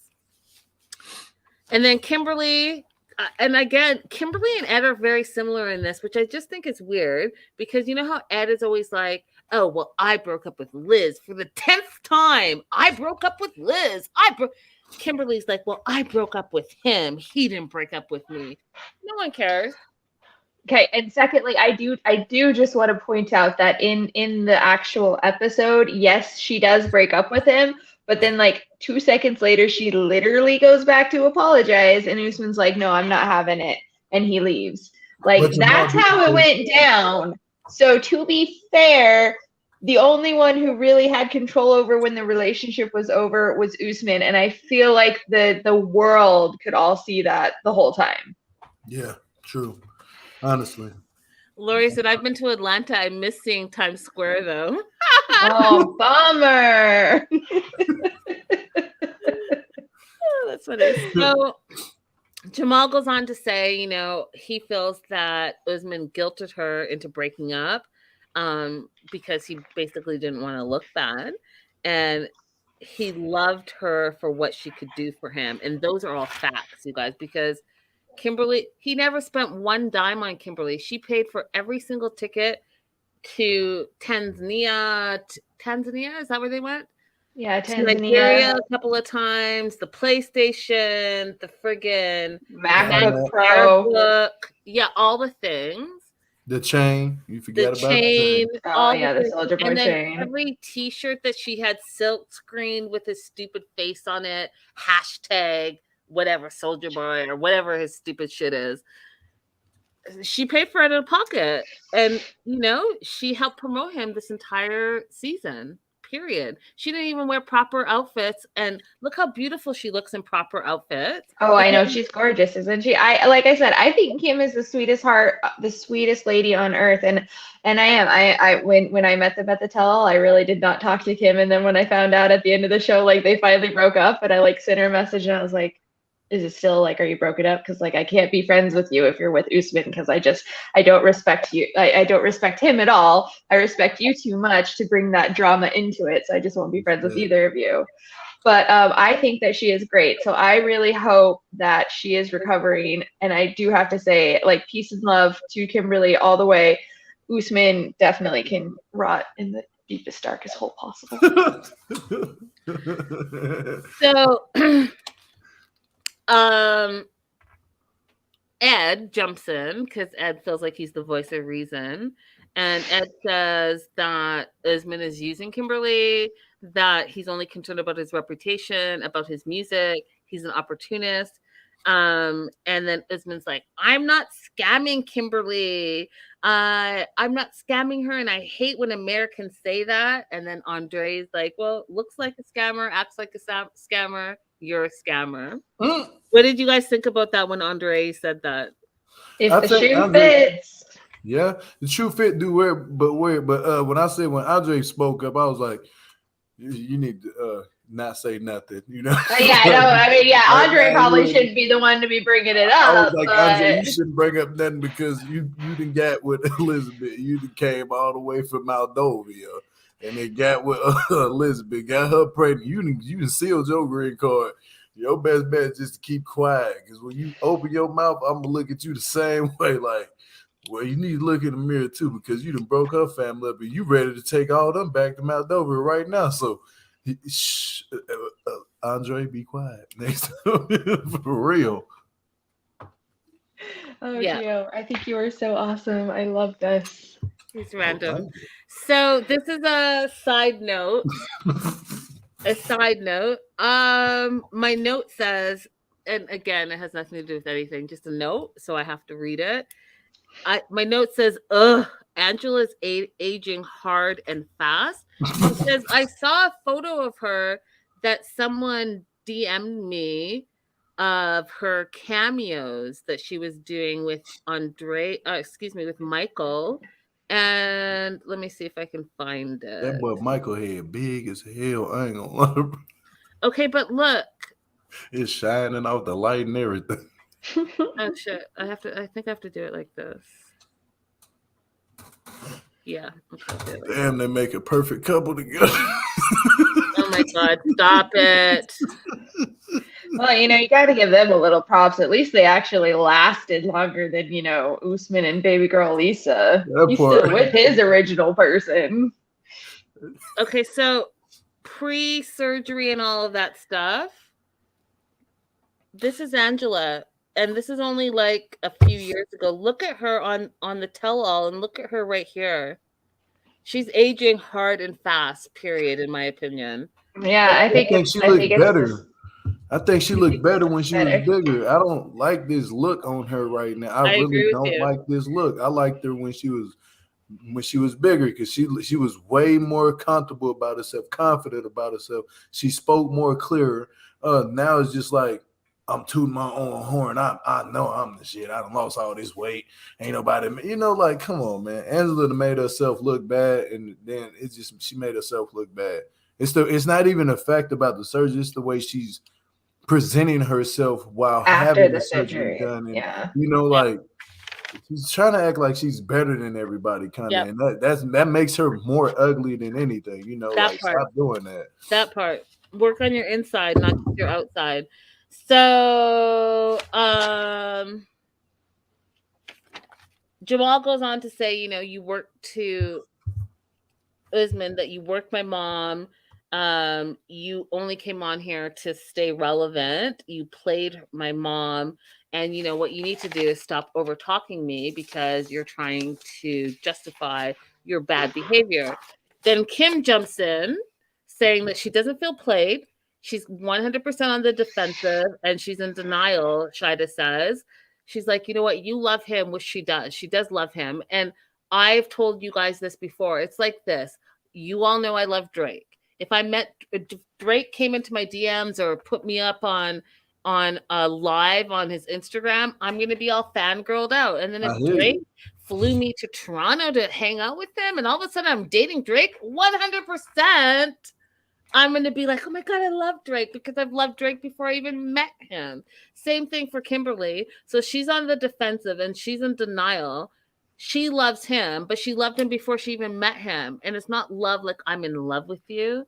It's love like I idolize you. Yeah. That's true. And he only loves Kimberly himself. As a friend. As a friend. Yeah, he loves himself. I agree with that. He only says that for the TV part. I mean, come on. Come on. I agree with you. I think he does only love himself, but I think he also loves Kimberly as a friend and for what she can give him. Oh, I mean, yeah, no question about that. Whatever love he does have for her, that would definitely explain it. Yeah. So then he goes on to say, because everyone's like, you didn't love her. And he's like, but we had sex. Y'all, I know. The cast fell out. It was silence everywhere. Everyone started laughing. I was like, okay, so listen, Ella and Gio, because here's what I know to be true. Okay. And live chat, hear me when I say this. Okay. He says, but we had sex. Usman says he can't have sex with someone he doesn't love. Right. So he's saying he had sex with Kimberly, which I don't believe. But you know who he did have sex with? Lisa. Baby girl Lisa. Yeah, Lisa was spilling that tea. She said he ate her out and everything. That part is true because you saw them get into it and you saw their tongues all together. So by process of elimination, Usman says he can't have sex with someone he doesn't love. I put insert baby girl Lisa. So clearly, all the shit you talked about baby girl Lisa, you loved her because you were having all the sex with her. All the sex with her all the time. right? So It what you're was. not about to do is sit here and because he doesn't even say her name anymore because he's like, he's better than that. You ain't better than shit. You prey on older women who you think have low self-esteem, but meanwhile, you want to talk about how you love Kimberly. Well, you loved baby girl Lisa, and she put you on game. She's the only reason that you are, quote unquote, in your own words, international superstar because she got Facts. you on 90 Day Fiance. So go ahead and not bite the hand that feeds you. Okay. Did she ever speaking of baby girl Lisa, did she ever give him that money that she that she took? I have no idea. I hope she Baby did. girl Lisa is problematic in and of herself, right? Because again, I watched that 10-hour tell-all, and she deserved to be set aside and fired from TLC for using the N-word Yeah. multiple times.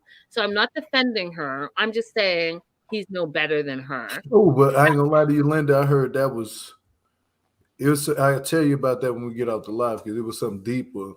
Have you ever heard of somebody like taking messages, right? Like they know. Have y'all ever heard of this? You can type a message to somebody, right? Like, and they can encrypt your message and put Encrypt it. wording inside of your message. Like Yeah. literally, your message. They can do that while you texting them. They can encrypt your like. Yeah, but Have you ever now, heard of that? did you watch the 10-hour tell-all, Gio? Oh yeah, I watched it. Because it wasn't a text message. The words came out of her mouth multiple times on that tell-all. Oh yeah. So it wasn't a message. It wasn't. No one encrypted anything. She verbally said the I N-word. read it from the message thing. I didn't see it on the tell-all thing. On She verbally on the tell-all that leak that was not part of TLC, but someone leaked it, and we all know who leaked it. I talked about it. She's the one that verbally on international TV said the N-word, called Usman the N-word multiple times, and that's why she got fired. She was tripping. She was tripping then. Yeah. Yeah. She need to go there. You can't be saying that. Anyway, so no one believes Usman loves anybody. No one believes Usman is in love with Kimberly and had sex with Kimberly. None of that. They go ahead and play the video of the second potential wife, and Kimberly hadn't seen it, and how he got her number and all that stuff. Kimberly starts crying again, which I was just like irritated because why are you crying over this fool? He clearly doesn't treat you well. Why are you? And you're already broken up. Like you're not together. It's like why do you care now? Like you should be moving on. That part. So then Usman freaks out. Did you see when he freaks out? I don't care. He says, I don't care about this. Because just like Ed, but in a different form. So what Ed does when he gets called out on his bullshit, Ed plays the victim, right? And tries to twist stuff. When Usman gets called out on his bullshit, he gets angry. And loud. And starts yelling, exactly, Ella. So then Usman starts trying to tell this story. And Jamal's like, you know what? No one's listening to your stories. Like, we're not hearing any of it. You're just trying to talk over everyone and mansplain as you got caught, right? Mm-hmm. Mm-hmm. And so Usman feels like he's done no wrong. He feels like in his eyes, he's done all the right things to Kimberly. And Kimberly's like, you know what? I'm done with him. I'm done with all of this.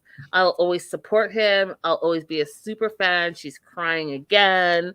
And Jamal gets up and hugs her and is like, it's you and me. It's all going to be okay. What I will say is I think that she raised a great son. True. Mm-hmm. Mm-hmm. She may not make the best choices in men, but she raised a great son. Yeah. No, I have mad respect for Kim.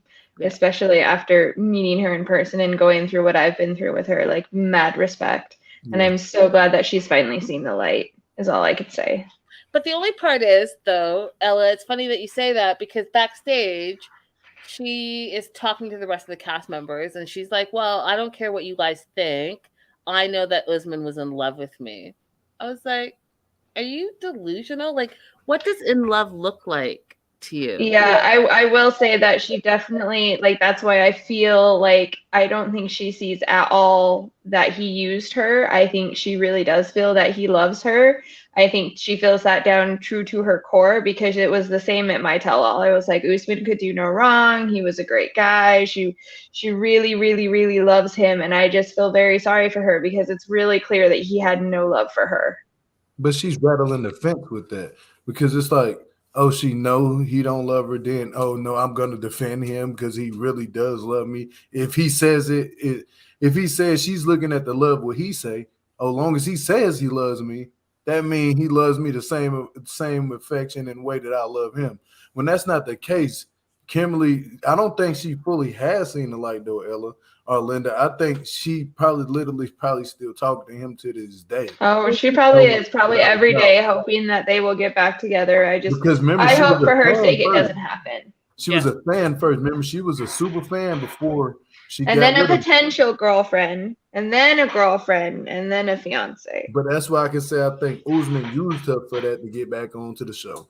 And Oh, he definitely. capitalized off that opportunity. He 100% even said that. He 100% said that the only reason he was on the show with Kimberly is because Zara backed down. If I can find it, it might be in my trash, but if I can find it, I'll play the video for you. It's that is what I had heard, that the only reason he was on it with Kim was because Zara backed out. That's exactly, and he literally says that, Ella. He literally says that he went on the show because she was like plan B. Oh, I don't have it here.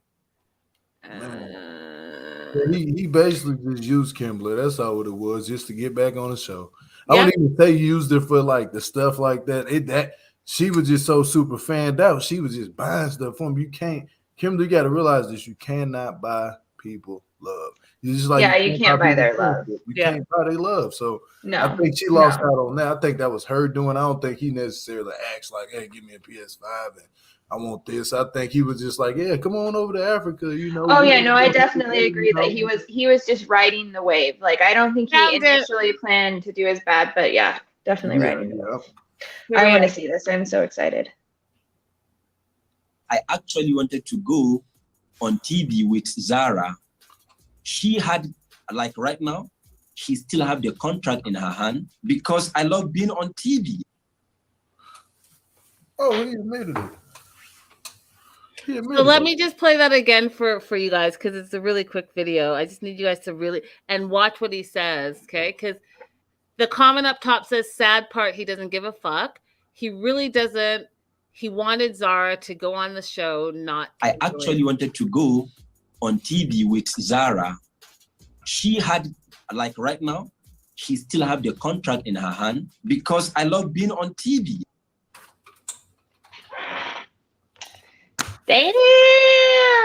We put the hands up emoji at the bottom of the chat, everybody. Drop some microphones. Drop microphones. I'm just saying, everything that I've told you guys, everything that I'm so glad I keep my receipts, but I'm just saying, everything I tell you guys is 100% true. It's 100% That's the interview true. you did with him? No, I didn't. That was something else that I found, or someone sent me. I don't know, but he loved being on TV. That's it. That's crazy. That's it. That's it. Crazy. That is it. This fool said, I actually wanted to go on TV with Zara. She had, like right now, she still have the contract in her hand because I love being on TV.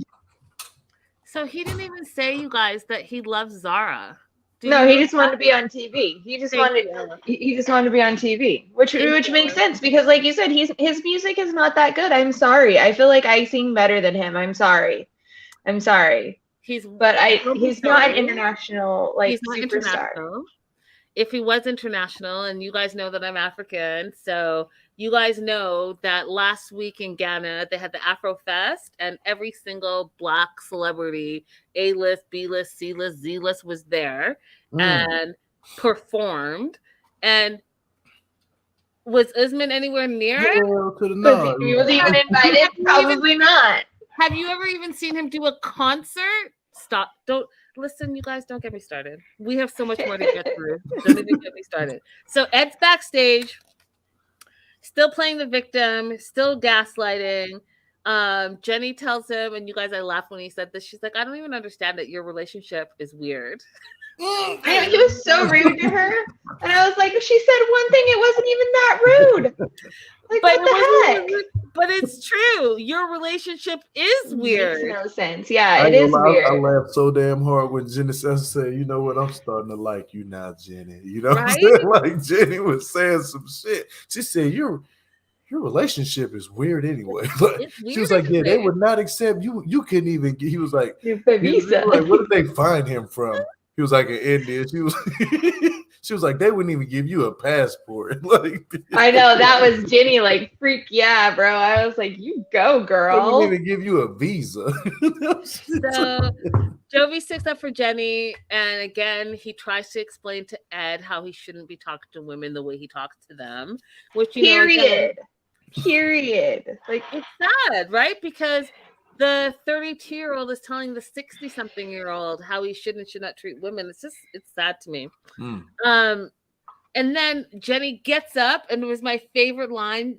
She says to the world and to production, where did you find this guy?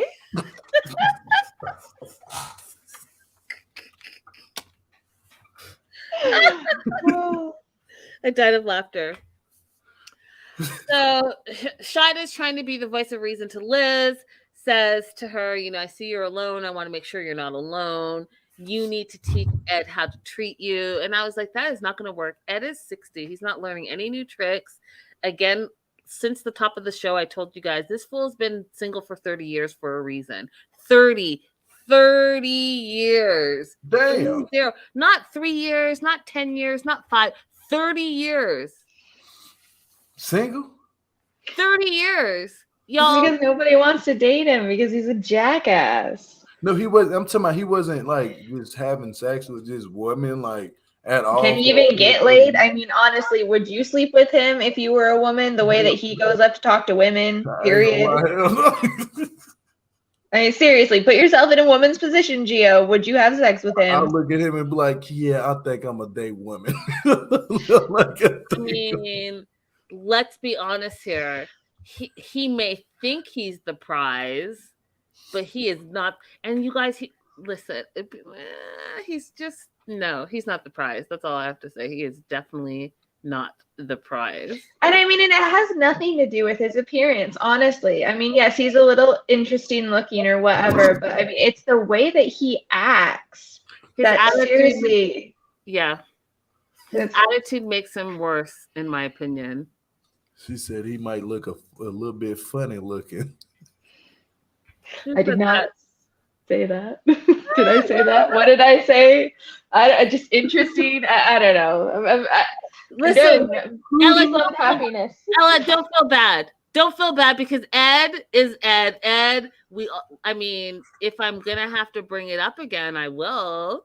But like, let's stop acting like this fool right here is a prize to anyone. I don't care about. That's an egg in a t-shirt, y'all. That's it. Like, stop playing. And he has the audacity, Ella, to body shame Liz and tell Liz that I know. I just like I can't even Ella. Like I just don't even know what to say to that poor man. He's just all over the place. Ella. Every shirt he wears, the buttons are holding on for dear life. I know. How dare you tell Liz that she needs to go to the gym every day? How dare you? You better go ahead and look in the mirror yourself, my friend. Oh my God, you're a mess. I'm just saying, despite however he looks, all I'm saying is that don't be the person that is body shaming and disrespecting someone when you can work on yourself as well. That's what I'm saying. Good point. Very well put. Ed's trying to work with the room. Liz walks in with receipts. She finds out that he's still on these international and Asian dating sites. And she finds out that he was active 2 hours ago. Ed says, first he says, that's not me. Prove it. Then he Prove says, it. then he says, I don't even know how to access it. Then he says, prove it. Now, he didn't say no. He didn't say, hell no, I would never do that. He said, that's not me. I don't know how to access it, and then prove it. And I told you guys at the top of the show, all the true crimes, when they say prove it, they're literally saying I did it, but you don't have enough evidence, so go ahead and try to prove it. And then what happens? Ed goes on to say, you can't prove it. And he's like, yeah, no, you just can't prove it. So Andre's like, go ahead. And because Ed said his computer's in his room back at the hotel. And Andre's like, go and get the computer. Let's just put an end to it. So she's in it now. Fucking let's do it. You know? Let's Yeah, I do did it. like that. I love that when Andre said that. Are we gonna do that? I was in my chair and I was like, are we gonna do that? Is that happening? I want that to happen. Can we come on, let's get that over here now.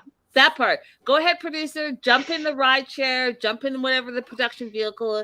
Head over there before Ed can say anything or do anything. Wipe any evidence. Go ahead and grab that computer. Let's make this happen, because that is going to make my tell-all. All right, so we're moving on to God. We have a lot. Can you pull that comment up though, Linda? What Nat Atat said before you move on real quick? Oh, he looks like a busted can of biscuit. You ever seen a busted can of biscuit? Oh my gosh. Espere says everything wrong with him he projects on others. Yep. Oh, Sharon Sugarsmith. Go ahead, Sharon. Thank you for supporting the show with the super sticker. My first super sticker of the night. I appreciate you so very, very much. Listen, we still have a lot to get through. So, Shada and Bilal. If we remember, Shada gave him the 9-month ultimatum: have a family or peace I walk. And then we find out that this was like so weird to me, you guys, because all of a sudden Bilal did like a 180 and he now wants to have a kid with her. And she now doesn't want to have a kid. She wants to focus on being in America and having her business. And then what was weird, and let's talk about this. Let's be adults about this, you guys. But she's like, yeah, we tried, or he said, we tried 2 or 3 times to have a child. And everyone on the stage was like, what? You tried 2 times? Like, I'm sorry. Are you, y'all are, I mean, Gio, I'm not married, but I can tell you from being in a long-term relationship. You don't try no 2-3 times. You 2-3 times over what period of time? I'm hoping that's 2-3 times. That's around the right time, but don't be scared. You know what I'm saying? Like, you have to go hard and go all out, you know, and actually. But you're not hearing me. You're not hearing me. He said they tried 2 or 3 times to have a child. And I'm saying if you're in a marriage, and you guys know I talk about the 4 things that you guys have to talk about before you get in a serious relationship. Sex is one of them. Okay. You need to talk about what you like in sex. How often do you want to have sex? What are your sexual preferences? All the things. You guys know I talk about it all the time. So what I'm saying is here, he said, he didn't say 2 or 3 times in 1 week, 2 or 3 times in 1 month. He said we tried 2 or 3 times. I mean, the whole entire time we've been waiting on them, and they've been trying 2 or 3 times. You're married. So first of all, you guys, the first thing I would hope, in my opinion, you guys, if and when I get married, and Ella, you can agree or disagree. I would love to hear what you have to say about this. But if I'm fucking married, what I'm not about to do is use condoms anymore. That's my man. That's my husband. Oh, yeah. That's my partner for life. So like, why are we like trolling around for condoms and all the whole 9 yards? If you guys don't want to have kids yet, if we don't have kids yet, then I get it. Birth control, boom. But what I'm not about to do is act like I'm still dating. That's the first thing. The second thing is, if we've both decided that we're going to have kids, what we're not doing is having sex 2 or 3 times in however 3 months or whatever. Right, however long. That is not, in my opinion, a healthy marriage. Sex is important. I don't care what any of y'all say. I don't care what they tell you in the streets when they say sex is not important. Sex is very important in a relationship. You want to know why? It's the difference between friends and being lovers. Period. Very true. It is true. It is true. I feel like it's true. So Andre clowns Bilal and says two times, because Andre likes to get down. And so Bilal tries to come back and says, well, I have more than you, bro. Well, if you have more than him, you're not showing us. I mean, like, if you had more than him, you'd probably be pregnant by right now, right? That part, Ella, that part. Cool. So then I'll be right back. I gotta get a charger. Okay. Almost gonna die. So what was weird too, you guys, is that they went to herbalist and they show this never seen before clip, and they were going for like this tea thing, Gio, where she wanted a pregnancy tea, and then he wanted something for his prostate because he said he was single for so long years before being with Shada, and that he never masturbated, never did anything, any of that stuff prior to getting with her. And then the guy talks about, and you guys, hello. Oh, I'm just about to get to the scandalous. Does Gio know what edging is? Hell to the no. I ain't ever heard of that until tonight. I don't do that weird shit. I'm not gonna lie to you. That's weird. So I'm going all the way in. I ain't gonna even I ain't holding nothing back. That's why I got kids now. That part. Oh my gosh. Speaking of edging, you guys, do you want to know how I find Ella? I have. No. What? I have. Do you want to know how? Yeah. You guys are gonna fucking enjoy this so much. Okay. I actually learned about it from watching Big Mouth on Netflix. The show Big Mouth? Oh, that cartoon show. Yes, that is where I learned it from. What? No joke. No joke. That's like when they were talking about that, I got a kick out of it so hardcore today because I was like, oh my god, I fucking know what that is. And it's I learned it from a fucking cartoon show from Netflix. Woo! I'm a grown ass woman, never heard of it before. I never heard of it. You guys need to watch Big Mouth. You will learn so much about sex. Clearly. So, for those of you guys that didn't watch the episode, edging is when you're close to ejaculating for a man and then you stop. Allegedly, it helps with the fluid and the volume of your eggplant.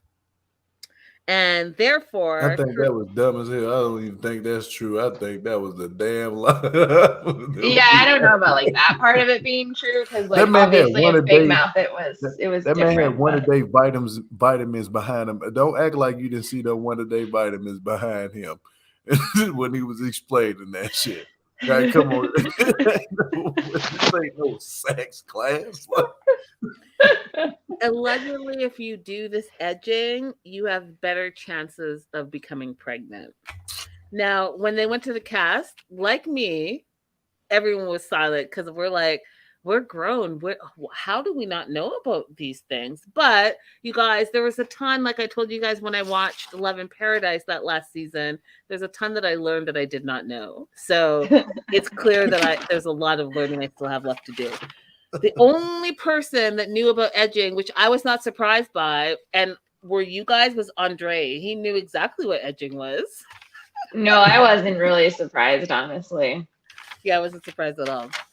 So Bilal says he's ready for a baby. Shada says she's now focusing on other things. I just think that you guys made us go through an entire season baby, no baby, baby, no baby. And now all of a sudden you guys flip the script and he's ready and you're not. It irritated me. I literally said SMH. Like, why? Why did we go through a whole season of the bullshit? And now for you to flip it up. So what I don't want to see, you guys, is I don't want to see another season where now instead of Bilal saying no, Shada's saying no because she's focusing on her career. I'm not doing that. I'm not going through another whole 1,000 episodes for you all to be talking about baby or no baby. Have a baby or don't have a baby. I don't want to hear any more about it. It seems like that's their storyline. I ain't gonna lie to you. Yeah. So Shada says she wants children, but not right now, which I thought was hypocritical because she literally gave him a 9 month contract. Yeah, and an ultimatum, Ella. Yeah. She said that if they don't have a baby in 9 months, she's gonna leave him. Again, don't insult our intelligence and don't waste our time. So then she says her biggest concern is that he doesn't allow them to make decisions together as a couple. She doesn't know anything about his finances. Y'all dragged me last week, but I'm standing firm on this. Gio said something different. You guys inboxed me to death last week, but I'm saying if I'm married, which I'm not right now, and y'all told me that you're married for 20 years, 10 years, 5 years, and you guys are professionals, I don't give a shit. What I'm saying is this. In my future marriage, what I'm not about to do is I'm not about to know how much my partner makes, what's in his bank accounts, and what we have together. I don't give a rat's ass what y'all do. Y'all say you guys have separate bank accounts and you guys all contribute to the household and you don't know what's in there and you don't care. I care. But I say this, can I say something, Linda, please? Go ahead, Gio, because you're the one that started this nonsense that these fools came for me last week because you said it was me your and money is your money as long as you're providing for your family. It doesn't matter. I'm gonna agree with this though. I'm gonna agree with one thing, and that was something that was new that was brought up tonight. Was this? I need to know how much my partner makes at his job or on a regular day basis. Like, what's your income? Like, what do you make per hour? There's nothing wrong with that. But as far as explain to me what the difference is, knowing what your partner makes versus knowing what's in their bank account. Because if I met you after I done established what I have, I want to keep that private because I don't want you just to look at me for my money. Spouse? Yeah, but to your spouse. I do. I'm not talking about dating. I'm not talking about leading up to a relationship. You're already married to this woman. My spouse, yeah. I'm gonna do that because I'm like, whatever you want, I'm gonna go get it. Don't worry about that. You might want to get that comment down there. I got it. But whatever I make, I'm gonna get you right. But I'm gonna wait until that. Like when we get, like, say we going to get a house or something big, then yeah, I'll let you know what we got. You know, other than that, I don't feel like there's no need to just be like, let's just rush and let me tell you what I have in my bank account because you might look at me differently. You know, you might just want to be with me because I am established and I have made an earning for myself and I can take care of myself. So you feel entitled that, okay, he can take care of himself or he can take care of me. That's not the way things should be looked at. You should look at me not based on what I have as an income, but it was I have as a man within myself is the equity that I have within me. Like me as the man that's going out here making the money. You should love me for that, not for what I have to bring to the table all the time. And that necessarily doesn't matter. It should be about the love, not basically on what's my bank account. And I understand what you're saying, Gio, but what I'm saying is the love don't pay the bills. I understand. Nope, that's not what I'm saying. I'm saying that if you're at the point that you're married, you're not courting each other, you're not dating, that's not your boyfriend, that's your spouse. Your spouse, in my opinion and in my hopes, is your spouse is your best friend. Your spouse is your ride or die. Your spouse is the person that you can be 100% yourself with and open and honest with. So for you to say, oh, you know, I want you to not love me for my money and all that stuff, you should have thought of that before you got married, in my opinion. So you know that you married that person for love, period. And everything moving forward, in my opinion, and how I would want my marriage to be, is that we're building together. What's mine is yours, what's yours is mine, and what's ours is ours. What I have, whether I have $5 or $5 million in my account, know that because I trust you to the point that I know that you love me for me, and I know that we're building for our future, which is what I said. You guys, I don't have time for y'all to come for me this week because I got too much going on. I said what I said. I stand by it. Y'all don't have to marry me. My partner, when I find him, will understand that I'm all about open and honesty and transparency. Ella, you want to add? Linda? Yeah, I do. I definitely want to add. So, and Linda, I do. I see what you're saying, Gio. I do understand like that mindset, but I have to agree with Linda on this. Like when you're married, like when you've taken that step and you've exchanged rings and you've said the ceremony and you're married, like legally, spiritually, whatever. But when you're at that point, like I do feel like you need to be honest. Like you need to know what's going on, and you should be able to share that and not have judgment, because like she said, like you're obviously together for like a reason, and I just think that it'll be better the more honest a relationship is, and the better you can communicate, the better you'll have it succeeding. Yeah, I can agree with y'all. I could disagree to agree on some of the points that you're saying. Like I can agree totally about when you first meet somebody, you want to know what their honest living is, and not necessarily. I would honestly say not what's in a bank. Now, if they tell you, I wouldn't say go look at that, because that comes with a routing number and stuff like that. People can see a routing. I'm kind of skeptical about being scammed. I've been scammed before, so I have too. So I'm with you. Like I it's not understand what my you're partner saying necessarily. 100%. But it's just like if I text you that and show you that, what if your phone get hacked? And then, we got to be real careful nowadays with sharing that type of information. But when I'm sitting down with my significant other, say we making a move to an apartment or house, of course she's going to see that, because we both had to have our bank accounts inside of that agreement to wherever we're going. So yeah, I'm not going to hide it from her. You know what I'm saying? She's going to see it then, but I'm also already, when we first meet, I'm gonna tell her, hey, I make this much, I got this much saved up, and I'm gonna let her know that I can totally agree with y'all on that, totally. But as far as just like, oh, let me show you my bank account, and let me. Oh yeah, no, you have to be able to trust what they're saying. But I think the problem with Bilal and Shida is that Bilal's just not talking. All he says is that it's covered, and like I understand trusting to a certain degree, but like Linda said, they're married now. She has kind of a right to know where they're standing. That's true. That's true, though. C Cruz, thank you so much for the super sticker. Thank you for supporting the show. I appreciate you, girl. Listen, you guys. I'm gonna play this video. I played it on my Patreon. I think it's really important. Yeah, get those likes in. There's a difference between dating and being married. And Gio, marriage is very difficult. I'm not gonna lie. this is dating. So the title says, "Dear future spouses, questions to ask before you decide to get married." Which, you guys, I tell you there's 4 things that you have to talk about.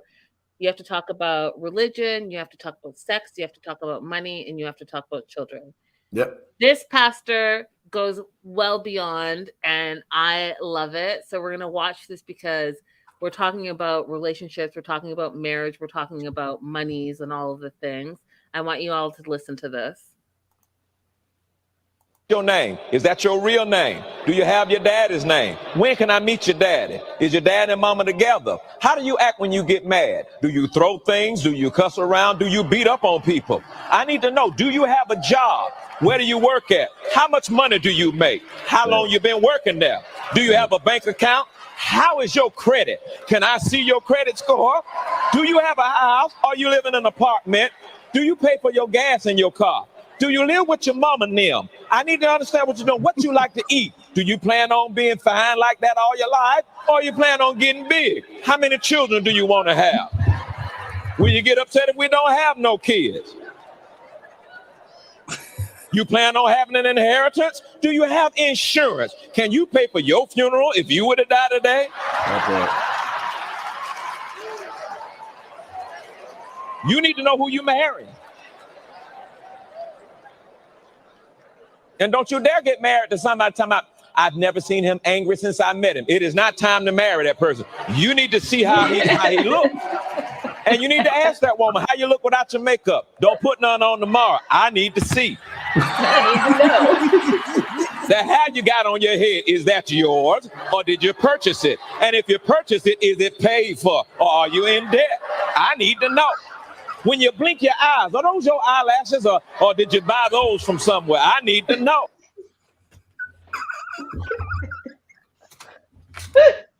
Why he go in like that?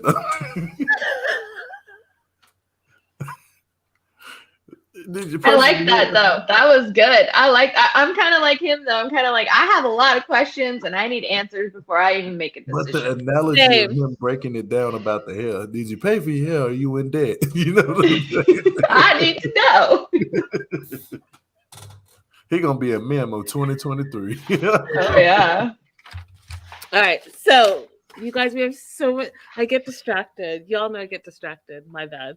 That was hilarious. I know. Real talk. I know. Facts. Okay, so we have a little bit more to get through, so you guys bear with us. I know we're hitting the 2-hour mark, but we have special guests Ella and Gio, so they're talkers too. Yeah, I apologize. We're probably a little too much of a talker. We're both, listen, never apologize for being able to communicate, Ella. It is a skill that not everyone has.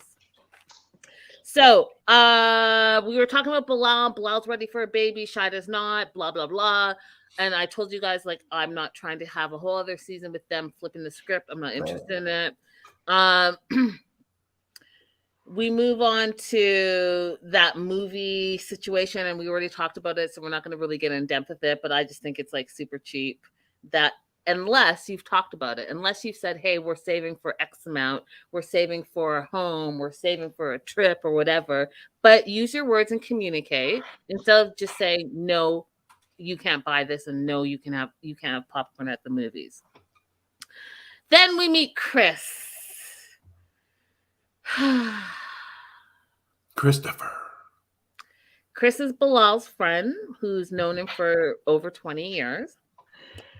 And Chris says that Bilal has a great sense of humor if you're paying attention. And I paid attention his last season, 90 Day Fiance, before we watched Happily Ever After. And I just didn't think he was funny. I think the stupid jokes that he was saying on his show were stupid. I never laughed. Not once. I didn't think it's funny that he took Shada to his childhood home, picked her up in the van. I just didn't think it was funny.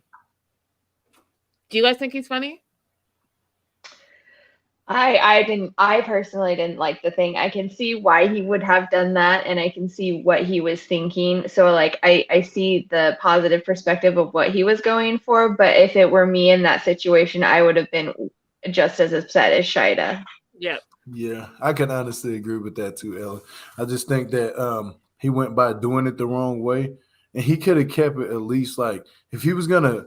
It was like a prank gone wrong. You kind of get what I'm saying. Or a prank gone too far. Or a prank gone too far. If you're gonna do that, at least give it some time. Don't try to switch it up within a course of 2-3 days. Sit there, and see how that person really reacts to that. Like, get to know this person vulnerably, like the emotional side of that person. Like, okay, can you be able to handle this if this ever occurred and we had to live in this type of situation? Yeah. Eat from this. I would see, but the Shida seemed like she wasn't trying to go for that. She was like, look, I came from Trinidad and I was living like that most likely. You know what I'm saying? Shida went on none of that. She said the ceiling is falling off. Now I can understand that. I'm not finna live somewhere with the ceiling falling off. We get rats, roaches, and everything coming through here. We need to fix that immediately. And we could make things work. And the stove ain't working. It was I have mixed feelings about Shida's response to it all, but I'm just saying, like, I don't think Bilal is funny. Like, that's not the first quality I would give him, right? So, anyways, we have this weird battle between Chris, who is Bilal's friend, and Utris, which is Shida's friend. And Utris thinks that Bilal micromanages, is non-transparent, is non-communicative, doesn't like the fact that there's no joint bank accounts, and all of that. So then Chris and Utris have this weird fight, right? And I get that they're both defending their friends, but in my opinion, Gio, Chris went off on a friggin' tangent talking about women in general, right? I agree with you. I think he was going on there for a little bit of an agenda, because even when they were trying to talk specifically about certain questions, he kind of would just bring it all back to like and generalize it instead of like approaching what the actual question was. Yeah, so he is talking about how women should not be tricking their husbands into having children, and then says, you want Shada to be single like you, so the low blow. Then he says that women always want to know how much men make. And I was like, are you so it's clear to me that you're having some personal this is dredging up some personal history for you because are we talking about Shada and Bilal or are we talking about women in general? Because what we didn't do is bring you on as a relationship expert because clearly you're not. So you should not be the first person that's talking about women in general. You came on as Bilal's friend of 20 years. You're an expert in that. Speak on your friendship. What you're not about to do is speak about women, plural, and in general, about what we do. So women all of a sudden are trapping their men to have babies. Women are trapping their men for money. Like, you know what, Chris? Well, and can I just say, like, I mean, you know, in actuality, stuff like that probably does happen because there's scumbags all over the world. Like, I'm sure these things are happening to people. But again, it's not a generalization that puts us all in that same category. It happens. But again, Ella, my opinion, Chris is not a certified expert. They didn't bring him on as an expert to talk about women. So I don't want to hear his opinion on women in general. I just want to hear his opinion about on this Bilal. That's it. Totally agree. Totally agree. That's it. And so you going off on uterus, you going off on women in general. I don't know, Bilal. Excuse me, Gio. It just made Bilal look bad. It made it because Bilal. It kind of did. It did because it's like this is the type of friend you have. Like no wonder your woman doesn't like get along with you right now, and like you guys can't figure out if you're having a kid or not. Like because this is your friend. That's it. Like Sly Cat says, I can see why Bilal and Christopher are friends. I can see it too. Y'all are mansplaining to the nth degree, and it's not a cute look. Yeah. True. I'll just say this though, like the women bashing was not cool. I can see some parts of this what he was trying to say and get out, but I think he came across way too aggressive at women in general, and he generalized a whole entire gender of just woman. Don't generalize woman. You need to generalize certain people. A man can do the same exact thing. Like they can go out here and just be acting like they want to get this woman pregnant, take advantage of her. It's not a gender. Yeah, I mean it goes both ways. It goes both ways. Like if you're gonna talk about it, let's talk about it real and be like everybody does it because everybody has agendas and etc. And bad people tend to be bad people and good people tend to be good people. I mean it's just the way that it is. Because then the point when he said you're gonna be single. Some I was like, yo, hold up. Now you're tripping. Because aren't you single too? Is he married or single? Because I hope if he married talking like that, I wonder how his dynamic in his house. We don't even know that. That's why I'm saying don't come on as a relationship expert when you came on as a Bilal expert. That's all I'm saying. I don't need to know about your history. I don't know anything about your We don't need to know about your traumas. We don't need your traumas. We got our own traumas to deal with. That's it. That's it. Like we already have spent years, some of us, watching this show, dealing with all of these trauma bonds. What I'm not about to do is meet a new person for the first time. Chris, the friend Chris, you know how Drake says no new friends? No. I say that on the show all the time. What you're not about to do, don't invest me in a new friend that you're never going to bring back. I'm not interested. We never met Chris this whole season. All of a sudden, Chris has something to say about women in general. Stop it. Just stop it. Yeah. Stop it.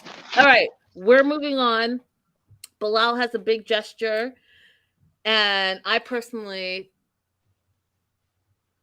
thought it was corny as fuck. Sorry. But actually, I'm not sorry about it. I don't know anyone that talks like this. So maybe it's just me and you guys can preach on it. But he came out. That's funny. He took Shida's hand, brought her to the center of the stage, and got down on one knee and said, "Will you go half on a baby with me?" Had this onesie that said, "If you think I'm cute, you should see my mommy." Shada starts crying, and now their timeline has changed because now they're both on board of having a baby. What did you guys think of that moment? Go ahead. Ladies first. Well, I mean, Bilal definitely kind of owed Shida something a little bit because he was kind of ridiculous with the baby stuff the whole time, in my opinion. Just because, clearly she had made her wants very clear in the beginning, and if he really was not that comfortable with it, he shouldn't have pursued the relationship anyways, you know what I mean? So that's like my opinion on that. But I did think it was sweet. Yes, it was corny as hell. Like, yes, all of it. Gio? I'm gonna say this. I think that was the most dumbest shit you can do on national TV. Don't tell me you want to go half on the baby. Damn it, go sit in the bedroom and say that shit in private, and we gonna make this baby. Whisper that in her ear. You know what I'm saying? Like, you about to have my I'm finna give you this baby. You hear me? Like, don't get on TV and showboat this shit, and then because it's like this. She's already saying she don't want to have no kids. Now y'all whip wobbling and confusing the shit out of me. I don't do that. Because now I'm just gonna talk about both of them. Stop it. Y'all gonna have a baby, damn it, go off the tell-all, go to a back room, find them a bedroom or something in the back and let them go hunt for 18 hours. I don't care. 18 hours. Did you say care. Hump? Hump, have sex. How old are you? Look, pull out dangling, do what you do, but at the end of the day, don't you get on there and see myself. Let's go half on the baby. Like I'm with Vanessa said. That R. I Kelly enjoy song you so much. In my head. We can go half. I said this boy trying to pull R. Kelly songs out on the low. Yeah, no, I'm not with it. I'm not with it. Nope. Not ever gonna be with that one. They could easily go have sex somewhere in the car or something. Make a baby in a car in New York. Babies conceived everywhere. Outside, anywhere. I just gotta say, bro, this has been fantastic. I'm so glad I got to meet you. I'm just being real. I'm being real, Elliot. I'm being real. He didn't have to get on one knee with the baby. Oh, he had the whole baby onesie in his hand. I said, this man, he a tripping. I said, he ain't even get no diapers or nothing. Boy, I would have had diapers prepared and all. You hear me? I would have had the rose petals and everything up in the room for her ass. You hear me? Yeah, I would take her to a nice hotel with a nice bed, boy, and you can throw have a baby there. I'm talking about nice, one of them Hamptons, I think you're gonna kill Linda if you keep talking. She looks like she's dying. But you know what I mean, though, Ellie and Linda. Yeah, no, I agree with you 100%. Like, don't put that shit public. Like, I don't know. It's kind of like the filming of the engagement stuff these days. Like, I do have to say, those precious moments are always just better spent like in the moment. Man, go to a nice ass hotel, that big ass. You got one of them hot tub bed. It's the tub is in the same room as the bed, and the bed. Nice. Yeah, she for sure gonna get pregnant. Mm-hmm. Just don't pull out. Don't be scared. That's it. It's gonna work. It works. I promise you, it's gonna work. I need a full time out. You gotta have that baby like you mean it, damn it. I promise you, she gonna get pregnant.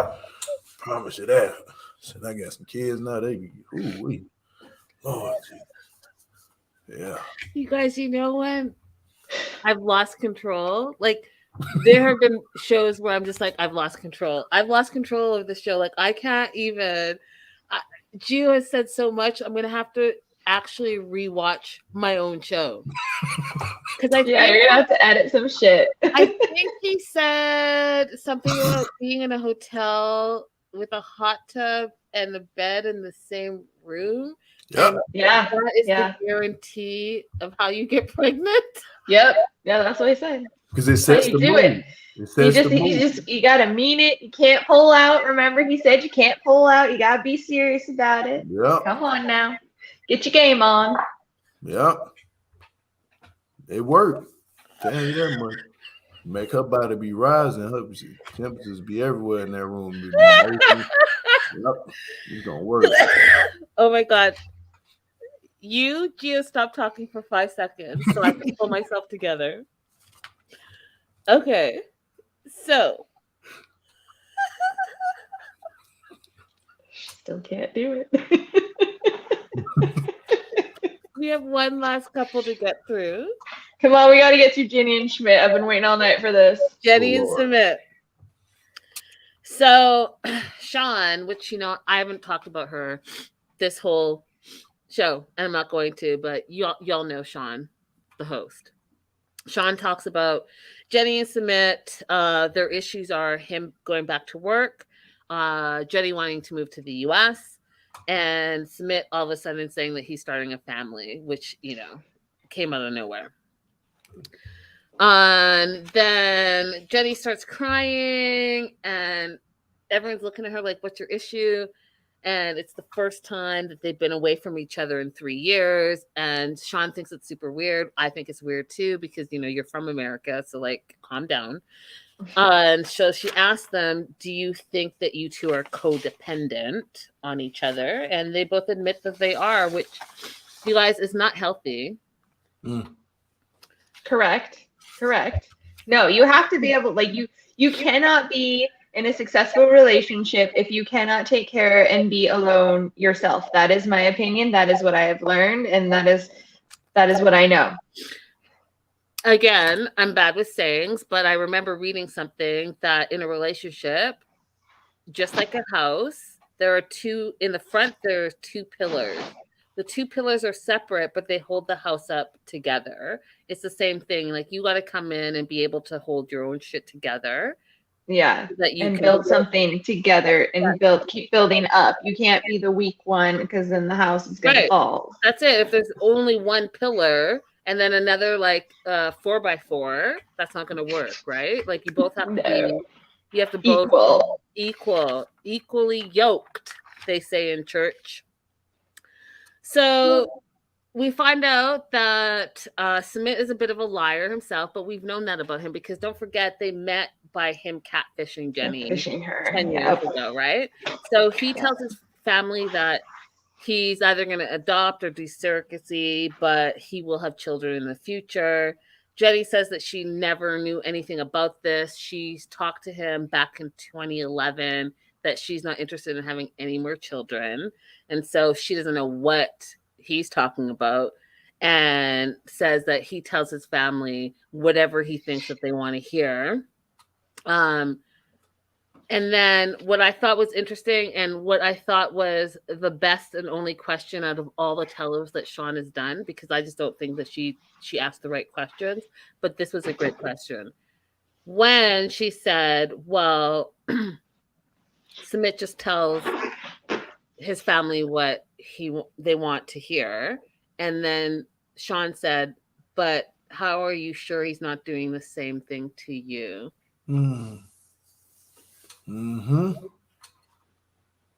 It's big, right? Because you think about their history, and you think about the fact that they met, how they met.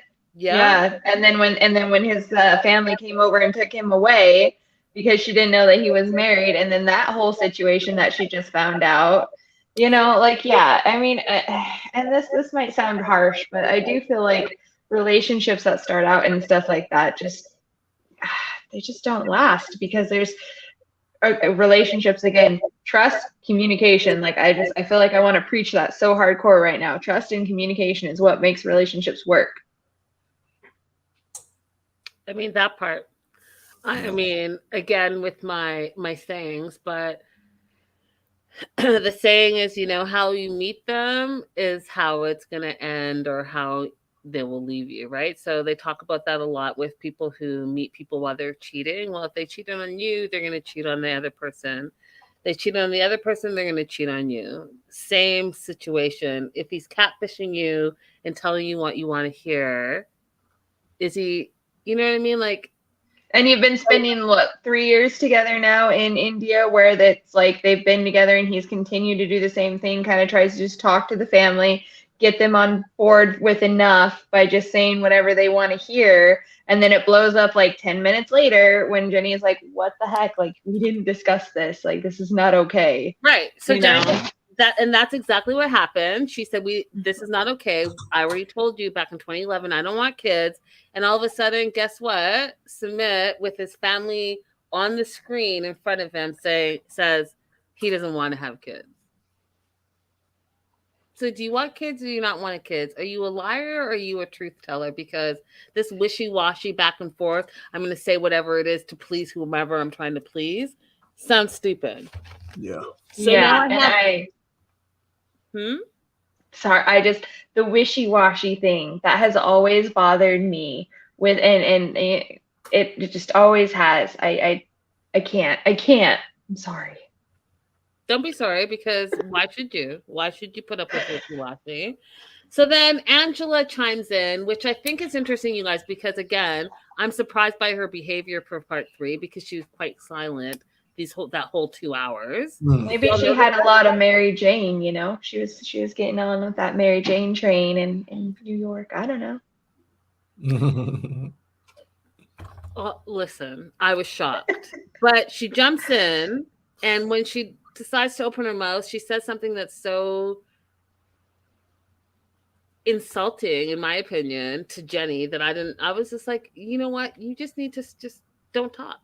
So Angela jumps in and says, Sumit has plenty of time because when Jenny's dead and gone, he can have kids. That's what she tells Michael. Can you imagine saying that to someone? Oh, don't worry about your husband.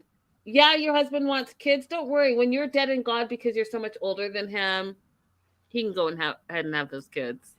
Yeah, that was abrupt. So then we have Emil, which is Sumit's dad, Amit, his brother, and Cherie, his sister-in-law. Which all of a sudden, you guys, she's become the family mouthpiece. First of all, we just met you a couple of seasons ago. You just joined the family, and all of a sudden, you're the one that has all the things to say. First of all, you're the one who speaks for the family. I'm impressed with you. Second of all, I haven't forgotten that you tried to fat shame Jenny in her own home. So you're not in my good books as it is, and now you're the mouthpiece for the family when you don't know shit. Okay. But neither here nor there. So they're there. The mom's not there because the mom's unwilling to join the tell-all because she still doesn't agree. After 10 friggin' years, she's still like, oh my God, I can't believe my son married this old lady. Like, it's been 10 years. It's been 10 years. Literally, it's been 10 years. When are you going to get over yourself? Like, you're mad right now after 10 years? That's crazy. And you guys, again, don't come for me. I understand the Indian culture. I understand the traditions. Trust and believe. I'm from Canada. I'm from Vancouver. Look that shit up. I grew up with all of them. I understand it. So don't come for me. I'm just saying it's been 10 years. She needs to get over herself. I don't give a fuck where she is. Yeah. So we find out that the relationship between Emil and Mit, Cherie, and Jenny, and who am I forgetting? Sumit is better, right? Not between Jenny, sorry, yeah, you're talking about the 3 that were there and Jenny. Yeah, they're all good, but mom's still not good. Yeah, but mom's still not good. Yep, but they're still not going to invite her to family things, right? Which we're going to get to. So Sumit and his mom. Remember, the mom cut him off and said, "You are done. Don't come to my funeral. I'm cutting you off from the family." Well, Sumit and his mom are now talking a little bit, and bit by bit, they're mending their relationship. But she still doesn't accept Jenny, and that's why she didn't want to come to the tell-all. And then they talked a little bit how they were disappointed and shocked that Jenny and Sumit got married behind their backs, right? Because remember the last tell-all, and were you at that tell-all, Ella? Oh, I wasn't at that tell-all. Okay. I've just been to the before the 90 days tell-all. So at that tell-all, I watched it, but I just wasn't there in person. Sumit had the opportunity to tell his parents that he got married, and he was like, no, I have nothing to say, right? So the mom feels portrayed that Sumit hid his marriage, and then Sean asks Emil, are you accepting of Jenny? Do you accept her into your family? And Emil says yes, and says that he blesses their marriage. The mom still is a no. The mom doesn't bless it, but he blesses it. and he just is concerned about their happiness. And he's like, what else can I do? I have to accept it. I have to accept their happiness, and I want to accept my son being happy. Oh, but by the way, Jenny still can't come to family functions because the mom plans the She can't function. accept it. And I was like, what kind of bullshit blessing is this? What did you guys think? Go ahead, Ella. I agree. I just feel like at this point, it's been 10 years. They're already married. I mean, you need to accept it. Like, I mean, or not talk to your son. And your son is working so hard over here to make a relationship. I am sad that the parents will not give him enough respect to, try to work this out, especially again, 10 years. I mean, come the fuck on. I'm sorry. No, exactly that part. It's been 10 years. Someone needs to get over themselves immediately, if not sooner. Gio? Yeah, I would say it's been too long. They've been together for too long. I can agree with both of y'all. At this point, I might not like Jenny and Sumit's dynamic of the way they do things, but then again, they are human. They've been married for so damn long. They've been in a relationship for damn near 10, 12 years now. Married for 4. So they obviously whatever they're doing something right because they're still together. But you know what? Again, I think the mom can't let go of the fact that Jenny did come inside of her home as a friend. So that crushed the mom. Jenny needs to have a one-on-one, seriously one-on-one with Sumit's mom. And I think that's the only way it's going to work. And she needs to rekindle that relationship with the mother again. Because it was like, the mom's looking at it like, you used me for my son. Like, that's, you got to think about it. If you had kids and y'all understand it, bro, like, I can see why the mom tripping a little bit. I can honestly see why she's You came into my house, you stayed with me for months in and months out, and you hung out with me. You and I were friends. We're not similar age, you're older, but we were, in the same realm of age. And then I find out that you're upstairs fucking my son. Yeah. What mom is not going to be mad at that? Go ahead. And then that's her son too. That's her son. And that's true. And that's true. But at the same point, there has to be something to where you have to get over it again. Because they're together though. Like Ella, like listen to me. She's not. That's her son. Mothers with their sons. Yeah, I mean, I know it's a very complicated relationship. With a daughter, it's like when a man and the mother gives birth to a daughter, the man is the one he's like vulnerable. He's like shit. He's really emotional with his daughter. He don't want his daughter to cry, fall, nothing. But the boy, we a little bit rough around the edge with. The mama's like, I have to protect my son. Yeah, but Gio, it's been 10 years. She does need to get over that shit. Yeah, she kind of does. The way she can get over it is Jenny needs to have, and I agree with you on this point, a one-on-one with her. She needs to sit down and say, I apologize. How have I offended you, and how can I make it better? That's it. But you crying in your room and worried about what your neighbors are saying and the community is saying, like, I don't have any respect for that. If you're indeed upset with Jenny for what she did with you, be upset about that, but don't be upset about what everyone else is saying, because guess what? Life is too short. Exactly. And so whatever your friggin' neighbor is saying, is your neighbor paying your bills? Are their neighbor paying your mortgage? Is your neighbor buying your gas? Is your neighbor buying your food? Oh no? Then I don't give a rat's ass what you think. Because as long as I have a roof over my head, food in my belly, and a family that loves me, you can, and excuse my language, y'all, because I'm on one right now, you can all fuck off. That's Agree 100%. 100%. That's it. Who cares? Everyone's going to have an opinion about you anyway, so take it or leave it. Who cares? It's not affecting your day-to-day life. Now, Usman. Usman jumps in, right? Because Usman is the voice of reason. Jump in all the time. So reasonable. Oh my God. So Usman says this, and I'm going to go ahead and put on my reporter voice. Usman says, and he's doing a public service announcement to all the Americans. I want to say this to Americans. Sometimes you need to understand that it's different culture. out of America? You know, question mark. In other places, we actually don't want to have problems with our parents. End quote.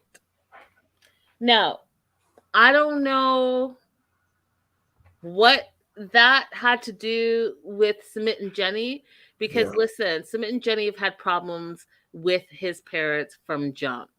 And the problem started with Sumit being a liar. So another liar trying to give advice to another liar made no sense to me.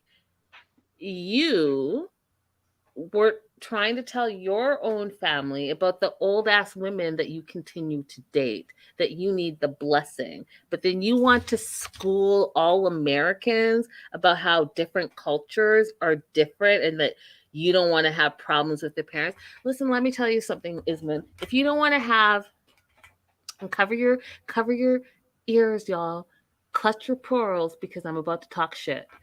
But Usman, if you don't want to have problems with your parents, if you're so culturally and religiously respectful, number one, let's not forget you're a Muslim who had premarital sex with baby girl Lisa. Number two, okay, you went ahead and got divorced as a Muslim. Okay. Number three, you are a predator and you prey on old white women. Okay. Like I can go on. So there's so many.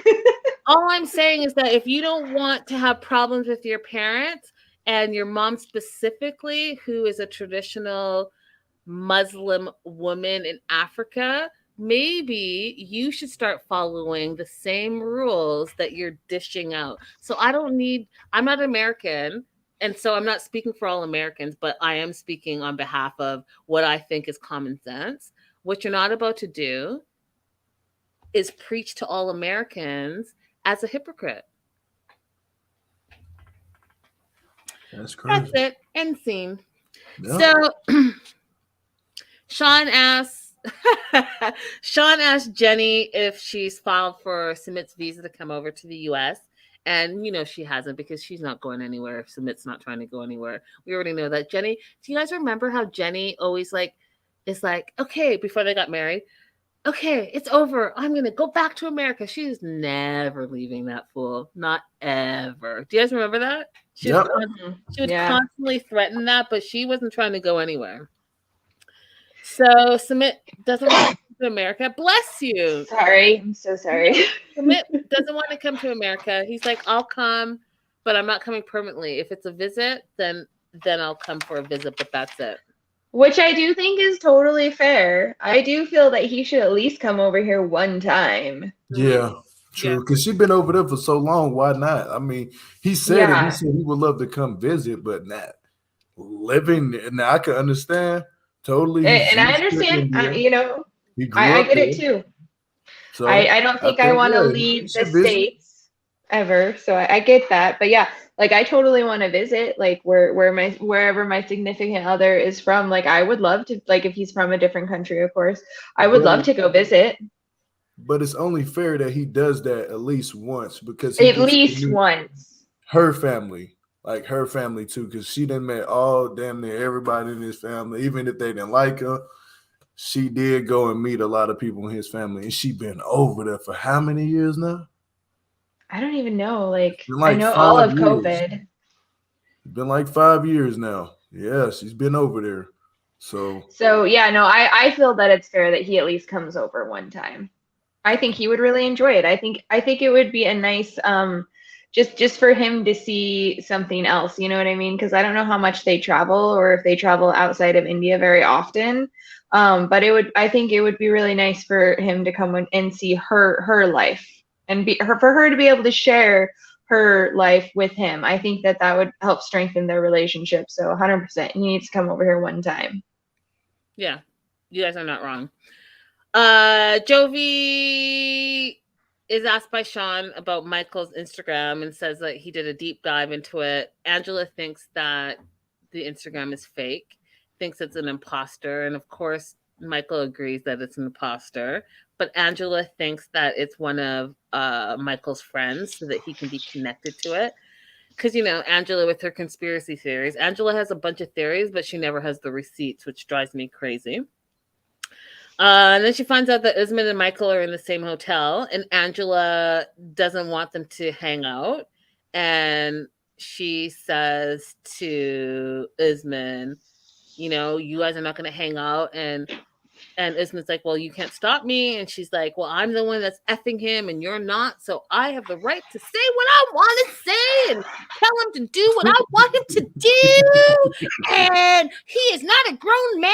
So I'm going to tell him like my child, you cannot go out and play. Then Angela goes on to say that she doesn't trust anyone around Michael. And meaning, we know that she doesn't allow him to have friends. She doesn't allow him to go to work and have a job. She doesn't allow him to have social media. He can barely have a phone. He can only be on the phone for her to call him at all hours of the day. Like, I'm sorry, colonizer. You need to slow the fuck down. Like, all of this doesn't make sense. You are 100% a grown woman. He's 100% a grown man. And all the things that you're doing just shows me how insecure you are about yourself. Period. I agree. And I do have to say, like, that is one thing that really bothers me about their relationship. Like, how is that a relationship when you're with someone you can't even trust him to go make his own money or anything? Like, how is that? How is, like, I don't know. I've never understood that part. Yeah. Angela then acts like she's the star and you know, I don't know if any of you guys have been on TV sets, movie sets, production sets, but Angela is sitting and talking to production and she's like, I need my phone. Not like, hey, so-and-so, hey, Betty, I was wondering if it would be okay since we're on break if I can grab my phone. I need my phone. Talking to whomever, screaming it out, because people who are shitty people, that's how you treat production. That's how you treat PAs. You just shout out, and you guys have heard enough stories about actual A-list celebrities who are bullshitters and talk down to people because they think they're so famous. That's Angela as a Z-lister talking crazy to production. I just sat there and I was like, oh, see? Again, she's showing you guys who she is. That video that I showed you guys that leaked where she was on a flight and she started talking crazy to the flight attendant, and I showed you, she's not in character. That's just who she is. She's a shit person. She talks crazy and down to people. And you know the saying where if you're on a date and your date is wooing you and you go out to eat with them, how they treat the server is really how they are. That's Angela. So Angela screams that she needs her phone. Then she goes ahead and screams at Michael and tells Michael to cut his mic off. Do you know how to do it? Take it off because I'm calling you right now. Then calls him, FaceTimes him. She's mad that they're staying at the hotel, the same hotel. Bullshit. You can't hang out with him. It's bullshit. I'm not Angela, bitch, listen. Do you know how it works? These fools didn't call each other up and say, I'm staying at such and such hotel in Lagos, Nigeria. Production sets that up. You should know better. You've been on the show for a long time. You did not set up your own hotel. Production set that up. They set up your flights and they flew you out and you stay where the fuck they say you're going to stay. So if they have two people in Lagos, Nigeria, guess what? Production, who's probably never been, because it's the PAs that do all that shit, who's probably never been to Lagos, is like, I'm going to find one hotel. I'm going to first find out if they have rooms.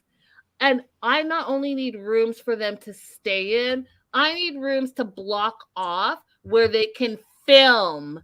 So stop fucking around with our intelligence, Angela. Stop acting like you are fucking Donald Trump, the leader of the nation, ex-leader of the nation, where you can tell people what they can and cannot do, where they can and cannot stay, because it makes no sense to me. It makes me feel like you are an idiot, and you've been on TV too long to be an idiot.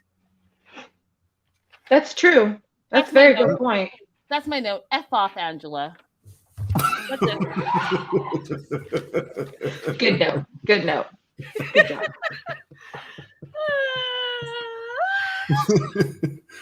Oh, shit. Lisa said, "Greetings, all. Got here just in time to watch Linda get heated over Angela." That part. It's been spicy, let me tell you, Lisa. Oh, Linda do Lisa. not like Angela. I thought I did like Angela. I've been very Linda's- clear about it. I give disclaimers every show. And I also feel like I back up my thoughts about her with common sense. Yeah.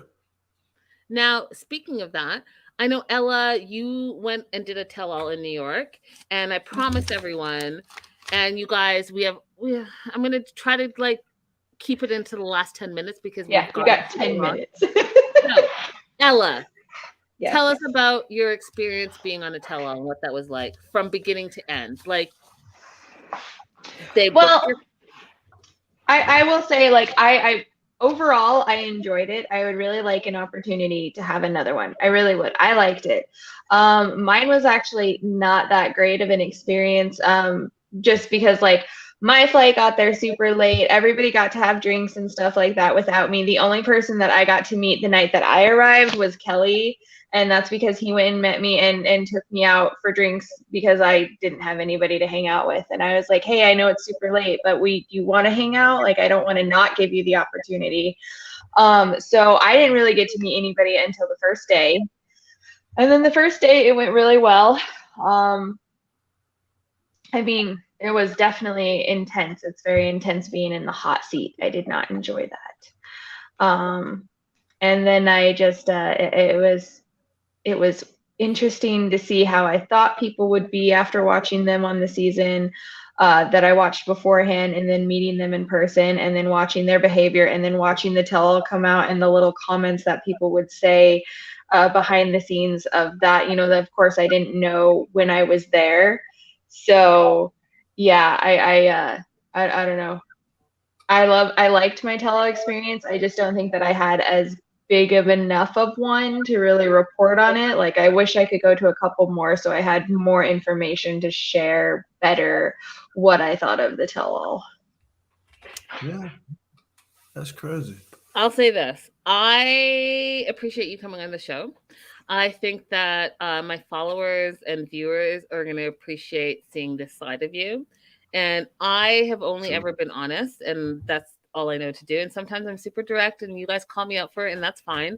But I will say this. I think that after talking to you and hearing your point of view for the last, almost 3 hours? 3 hours. But you're completely different than what I thought. And I talked a lot of shit about you, and Ella, I know that you know that because she came for me, y'all. She came for me in the DM. I did. I attacked her. I was like, what the fuck, bitch? Like, I thought we were cool. All of that is true. So what I'm saying is that I think, and I said this to you off camera, I feel like perhaps your edit was a little bit bad. And I also think that there are a lot of things that you and we should do a one-on-one interview because I still do have a lot of questions. But I would love to. So you guys will do that. We'll set up because, you know, we just talked to Cassia the other day. We're going to be talking to, actually, I'm not going to say, we're talking to a few other cast members this week. So Ella and you and I off camera will set something up, and you guys will get all the questions that we have, especially the questions that I have, because again, I'm the first to admit, and Gio, don't sit there quiet, because Gio talked a lot of shit about you too, because of the edit. Gio. I'm just kidding. It's fine. Yeah. I mean, I ain't gonna lie to you. Hey, I'll be on everybody's ass on this YouTube. Hey, don't take nothing what I say I'm just giving my opinions on things. That's it. We were giving our opinions We all from do what it. we saw. Oh no. Like I said, I definitely, when I got into the situation, I thought I was prepared for it. I clearly was not. I am much more prepared now. So, and like I said, a lot of things that people would send me in the arguments I got into, like, you know, like you and I, Linda, we actually ended up coming to like good terms and stuff. So I am very open to receiving whatever, and we will discuss it. Yeah, I mean, did I have a little bit of an attitude when I reached out to you? Probably. But Kelly was our mediator. Kelly's like, no, she's good people. Like, Linda, really, like, give her a chance. I was like, okay. But, you know, the last time we talked, and he's like, no, just give her a chance. You know, it's crazy that y'all talking about this right now. It's crazy because I met somebody from Love at the Lockup. I'll just say his name right now, Chance. He went in my comments and went on this crazy rant. And I was like, I don't know what you're coming at me for, because I'm not the one to be playing with. Like, you know what I'm saying? So I had wrote him. He said, hit me up in my inbox also. I said, is that an invite? Like, okay. I wrote him in the inbox, and we I actually talked to him, and I was like, he was like, man, you seem cooler than what I make you out do. I said, bro, whatever I say on here, don't take it to heart. That's you know it. What I'm saying? Like, I said, but other than that, if you get mad about what I say, don't try to comfort me like that, because it could have went left. Totally left, like that part. But and that part, I said to tell Tell, cool listen, I am only like, going off of what I see on TV. I don't know you personally, but what I'm seeing on TV, you seem crazy, and some of the things that you've been saying and doing sound crazy. So yeah, I'm gonna talk shit about it.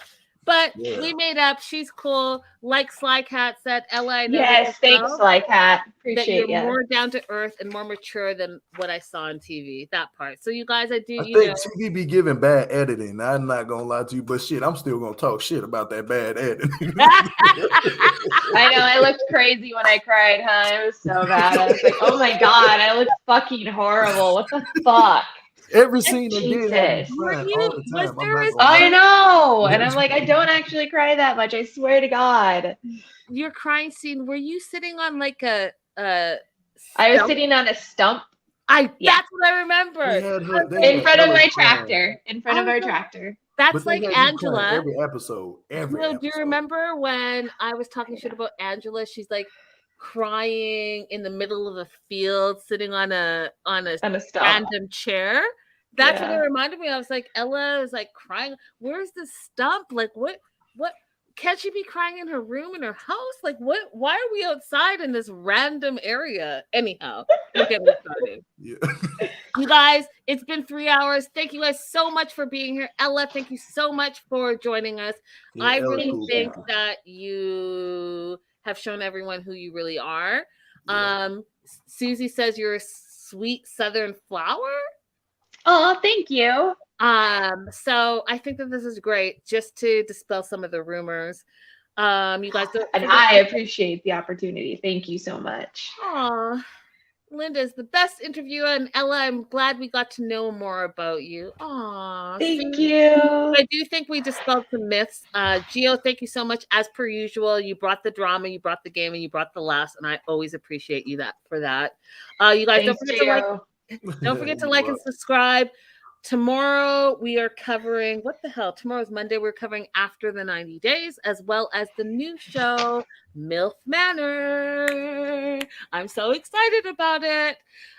We will talk with Ella and we'll get something scheduled. I normally do my interviews for Patreon only, but I know so many of you guys have questions that I will open it up to you all and make it alive so that you can ask whatever questions, and we'll put her on the hot seat. All right, you guys, have a great good night, and thank you for being here. Great show, you guys, from when I was able to join the live. Well, thank you, Sly Cat.